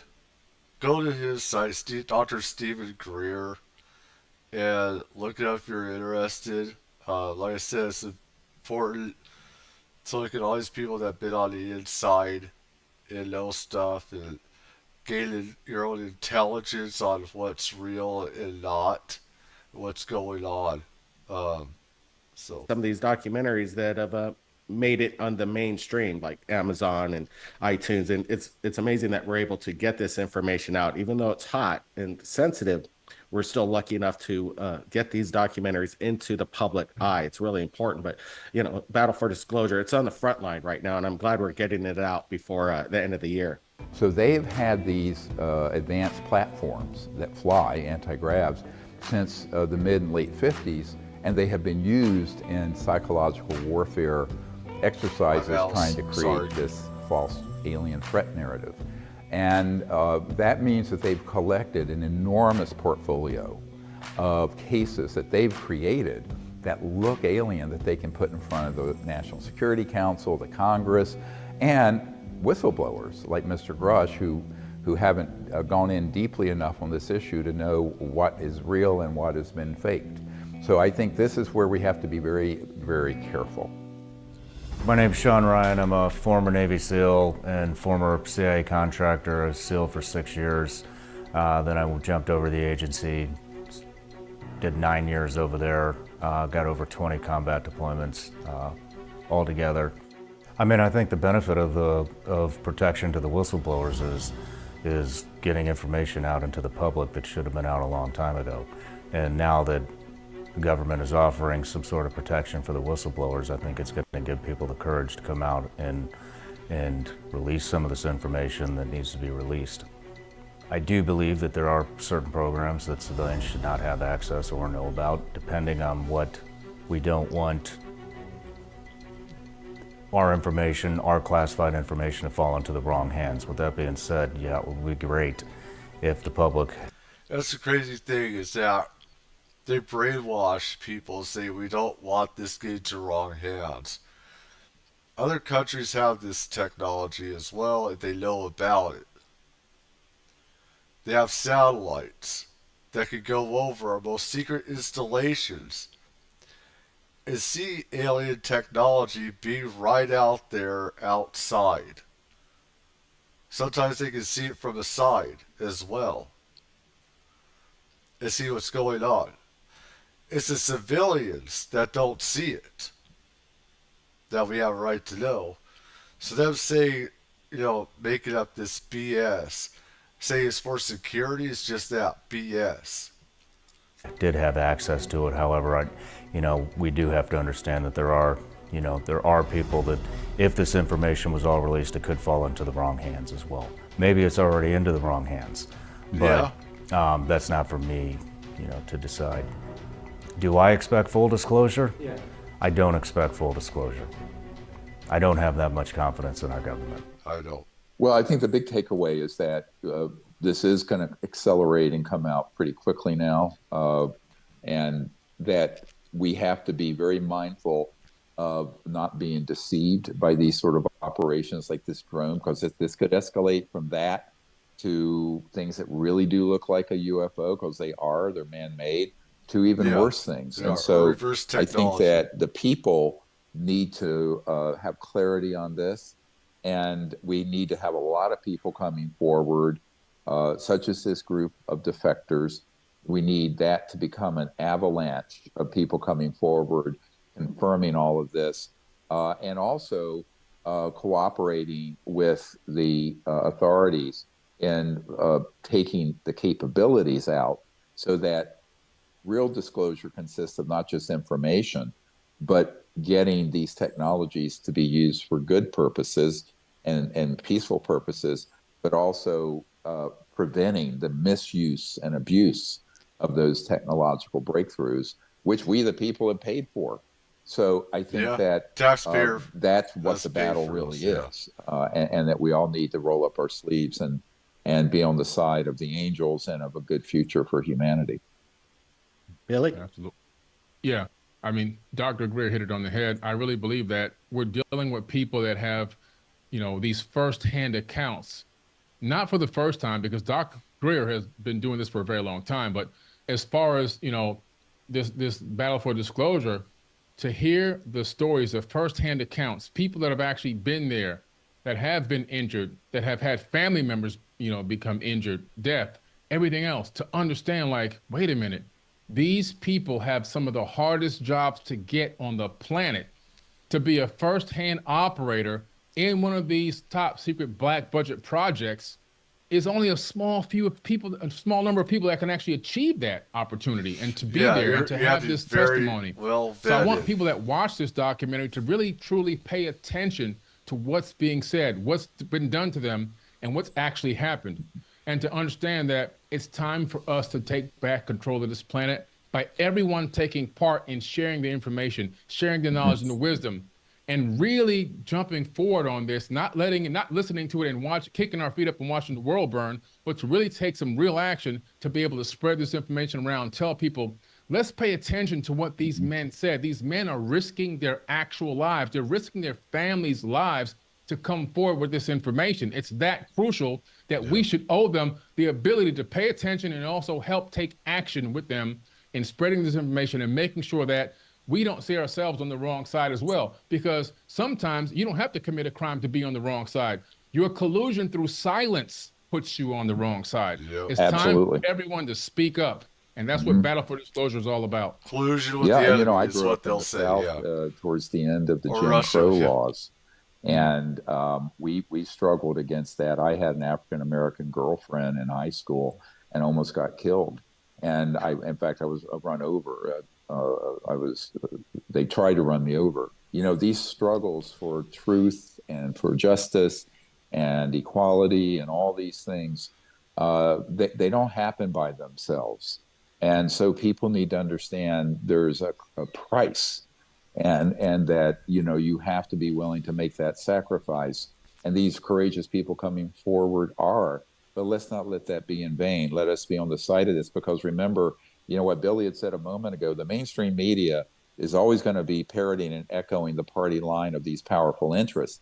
But now with social media and all of us getting educated, we can counter that. And so we have to have the vision of this is a thing too. As much as I attack social media and say it's the cesspool of human toxicity, and it's a sewage dump, you know, sewer, the worst of humanity, which it can be. This is the good side of social media, where it is harder to shut people up that know stuff like me and others, to get the word out. This is not my main way of getting stuff out. I just put the time in right now. I've operated different media and stuff, so but that's a good thing.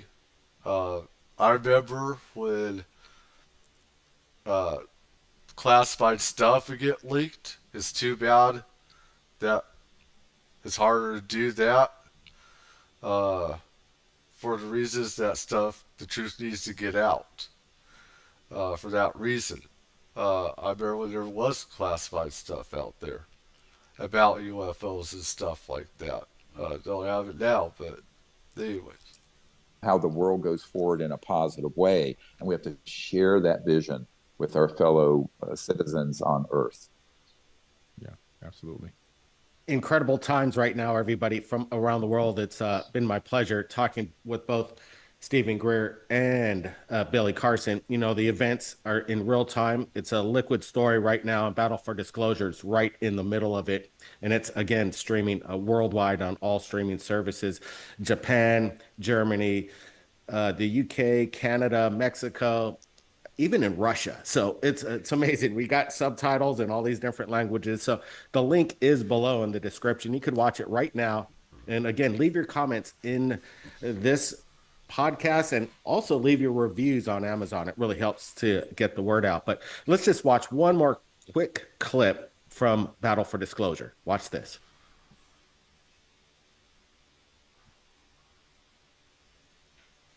Oh yeah. Is this the... So do you have any personal knowledge of people who have been harmed or injured in efforts to cover up or conceal these extraterrestrial technology? Yes. These technologies are unsanctioned. They are illegal operations, and this can be proven in any court of law. They are literally making their own money to fund their own projects. These are brand new witnesses, and they've got bombshell information to talk about. Military officers, pilots who are, coming forward. You know how to keep a secret. Secrets were stock in trade. I don't care if it's a general, I don't care if it's anybody. You are not allowed to talk about what happened. You can go to prison for this, or you could be killed. These are transnational issues. You're covering up the truth and you want them silenced. As we get closer, I could feel the vibrations coming off of it, but there was no sound. Anyone been murdered? Yes. It looks like people have been murdered. We have a problem here that needs further investigation.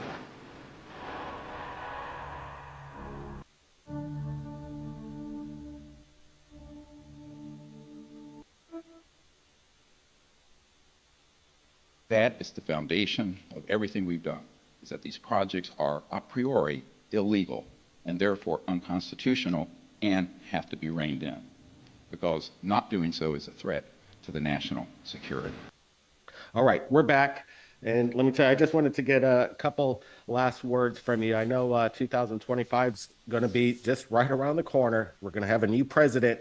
And apparently from what I've been hearing, what Dr. Greer's been hearing, that this president might be the one that brings disclosure. Even Burchett, I spoke to him moments after he just got out of a meeting with Donald, and basically he says he's on board. He's already taken a bullet for this country. He's willing to risk his life. So maybe we got a chance at this, Doctor. Well, actually, it's the other way around.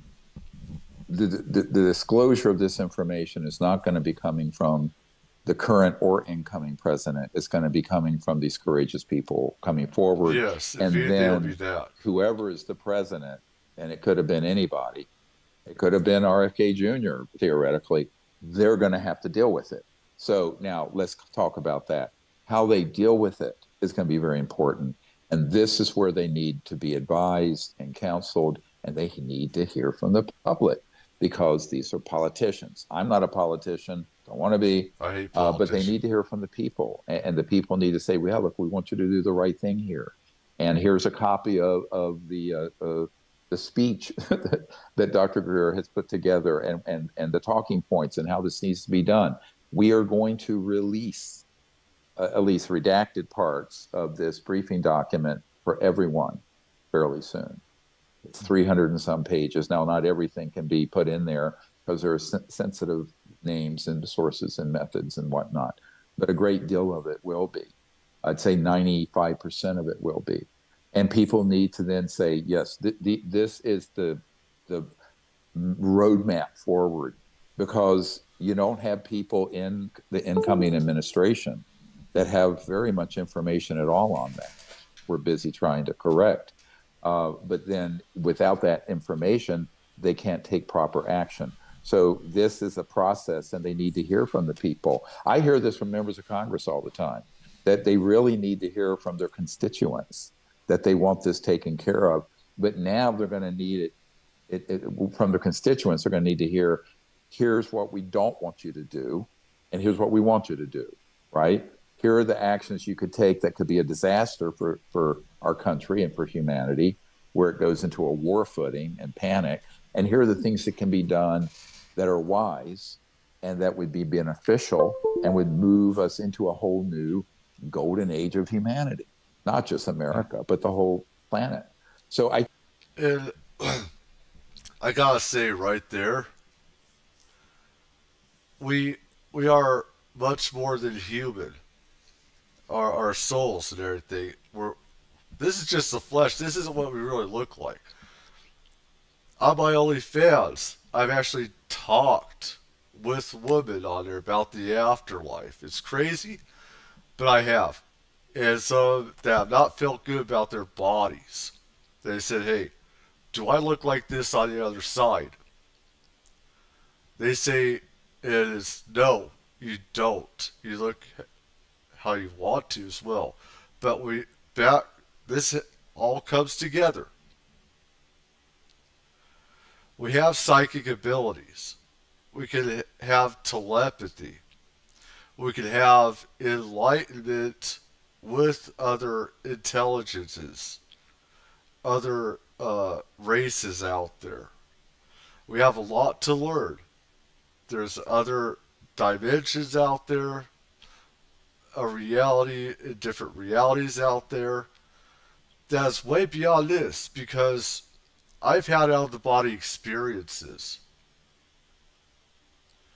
I can see outside this reality, and right now, if you've been dead or on the other side, we actually move in slow motion. So ETs, they're moving faster than we are. We're moving in slow motion. So some people that have seen ETs, alright, they said that they're one place 1 second, then they're right next to them, and they can stop them or whatever. That's because in this,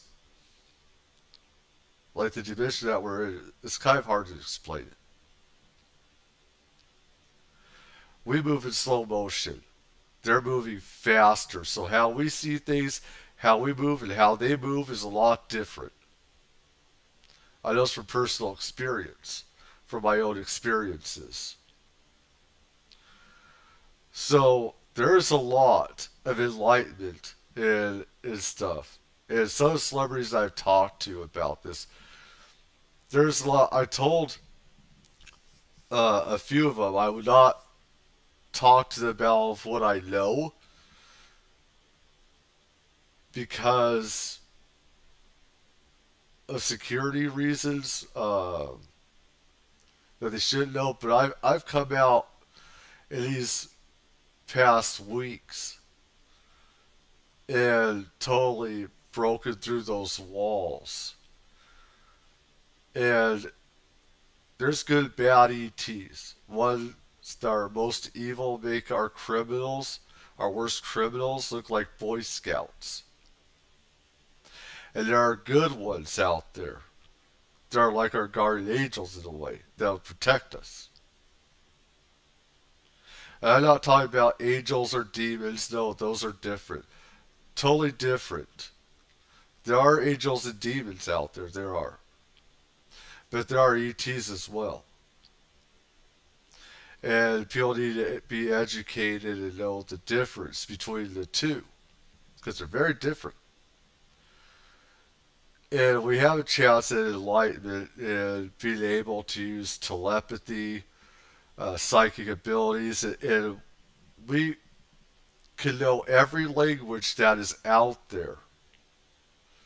We have these abilities to conquer language with psychic telepathic abilities. And people have different psychic abilities, different kinds. Me, I've been able to heal sometimes, as crazy as it sounds, and as much of a rage that I get into, get pissed over things, because I hate people being used and abused by others or whatever. And it affects me. But me, I've been able to heal people over a amount of time. People have different psychic abilities, different kinds. That's for us to find. But these are just suits. These are just flesh bags, is what these are. These are not representative of who we truly are. We are energy, really. We aren't human. We are much more than that. I think that's what they need to hear from their people, and that's us. By the way, I want to be very clear. I have no official standing, don't want one, and I've never had, even all these high-level meetings I've never signed a non-disclosure agreement. I've never agreed to secrecy. It's a gentleman's agreement, and I'm the only person on the law enforcement special forces part of this that is not under an NDA. But that's been my requirement all the way back to the early 90s when I briefed the director of the CIA. And the reason for that is that I need to be unencumbered. because of what I'm doing. For me, I know people on the inside. My father has been in some facilities, stuff like that. And through him, I got to know some people. I got to know, like, at colleges, I've gotten to know people as well that where their fathers worked at secret installations or they worked on classified programs. And we talk about stuff and we talk about what we knew, thought we knew. It's like an exclusive club. And you can talk about classified stuff.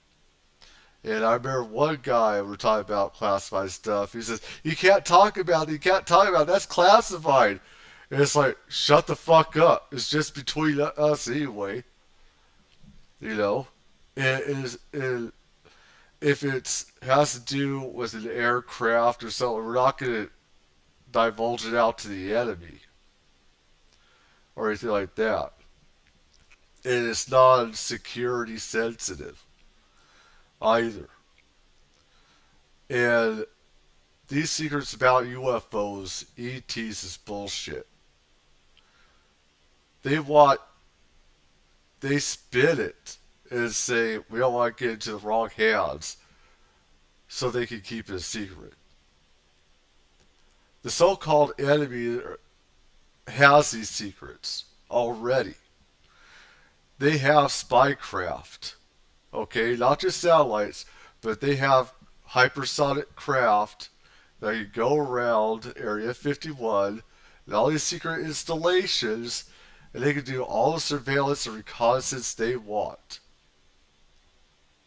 It's the civilians that are suffering with this, and the BS of it. China and Russia, all they have to do is look down and see things. You don't even need spies for that. You don't. It's just a fact. Absolutely. Yeah, it's a position you need to be in. Disclosure is in our hands, right, Billy? It's in our hands. You know, this could be the first president in history that has to face all of this data. And it's an enormous amount of data. Yes. You know, not hearsay, it's not speculation, it's not so-and-so, said they saw this and that. True. This is actual real data that's like been held accountable, that's verifiable, that's verified. And so this could be the first time in history since the foundation of the United States, formation of the United States, I should say, where a president has had access to really get full disclosure on exactly what has been going on and what has happened. And then it's going to have to make a very tough decision, or a few tough decisions on how to deal with this matter. And so we're living in a very incredible time right now. It's really a great time to be alive because we're actually living to witness this situation. The thing is that he didn't let it out before because, like with RFK and JFK, the deep state, the mafia, the mob, not just talking about organized crime, but there's organized crime in our government, deep state, black ops, special black operations. They want this shut up and they'll kill people. They'd kill Trump. They'd kill another president. They have. And JFK, one reason they killed him, and my father met JFK back in 63. And the admirals and generals were pissed at JFK for the Bay of Pigs and not letting the CIA and the military go in with B-52s and fighter jets and just blow the place up. They said they could do it within 15 minutes. To totally blow up the place. Take it over. JFK, man, took a lot of balls. Because they didn't like him. And he said no. Because it would have been nuclear war. Nikita Khrushchev said that he would have flipped the button if they would have done that. Nikita Khrushchev was not a bullshitter. And I believe Nikita Khrushchev in saying that. And there's deep state CIA and intelligence, including the mob, because JFK and RFK owned the mob. John Kennedy, their father, was in the mob. John F. Kennedy was stupid enough to go against the mob and went against them, and they helped John F. Kennedy get elected. They strong-armed people into voting for him, you know, through, what is it, Teamsters, stuff like that. They not give back. When you do dealings with the mob, you have to pay them back, or else you're dead. That's simple. They don't give stuff to free. They don't give stuff out for free. The mob don't work that way. John F. Kennedy did a big no-no. So he had the mob after him, including RFK. Because RFK was the Attorney General, I believe. And he went after him like a Rottweiler. They're pissed because they're supposed to have the mobs back after they helped them get elected. So, the Bay of Pigs and everything else, this was not only a hit of the mob, this is a hit from the CIA. And you have brainwashing programs that the CIA used on Lee Harvey Oswald. He knew who he was when he committed that crime. He had no idea. That's why they had him killed.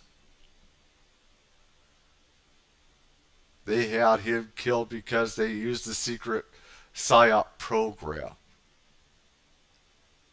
that the CIA still uses and has access to and can use on people for top classified programs.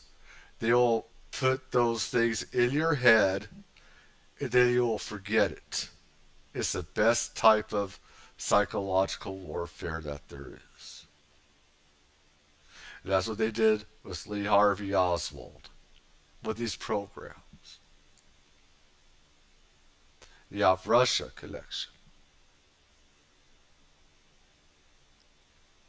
When you see how evil the government is and intelligence organizations, it'll scare the shit out of you. Where you're afraid for your life of divulging that evil. People think demons are bad. Human demons are worse. Of the flesh. Now what happened with JFK, you have all that compounds on everything. You have the military intelligence, the mob, and everything else. And people are talking about how Trump laid all this out. RFK is going to have to really squeeze. Elon Musk does not want it declassified. He's going to lose trillions and trillions of dollars. This would be his way of thinking.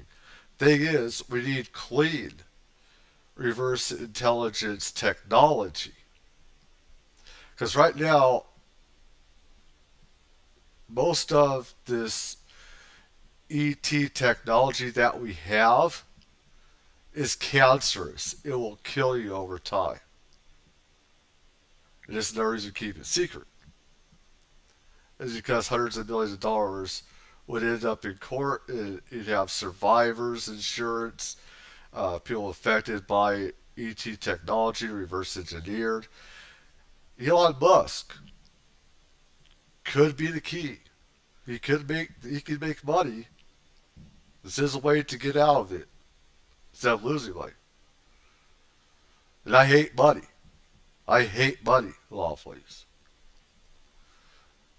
But if he can make clean technology, I believe he can. Out of ET technology, re-engineered, that'd be a golden age in itself. And I believe he could do that. I believe Elon Musk could do that.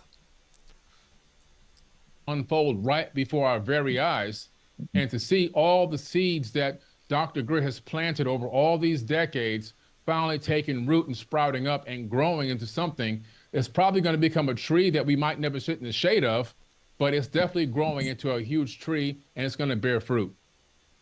Yeah. Well, you youngins might be around to sit under that tree, but I mean, in June I'll be 70, so I mean, I don't know. Yeah.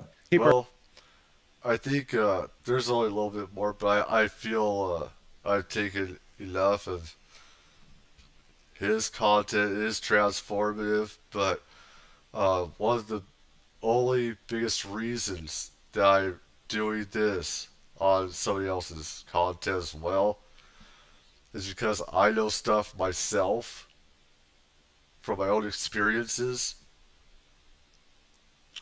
and I'm not out to steal stuff. We need to work together to get the truth out there about these psyops that are happening. If you have anything against this, he knows where to find me. And I'll talk with him or whatever.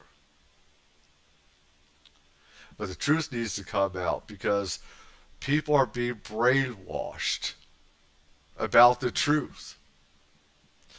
And there are different versions of Project Blue Beam. Different versions.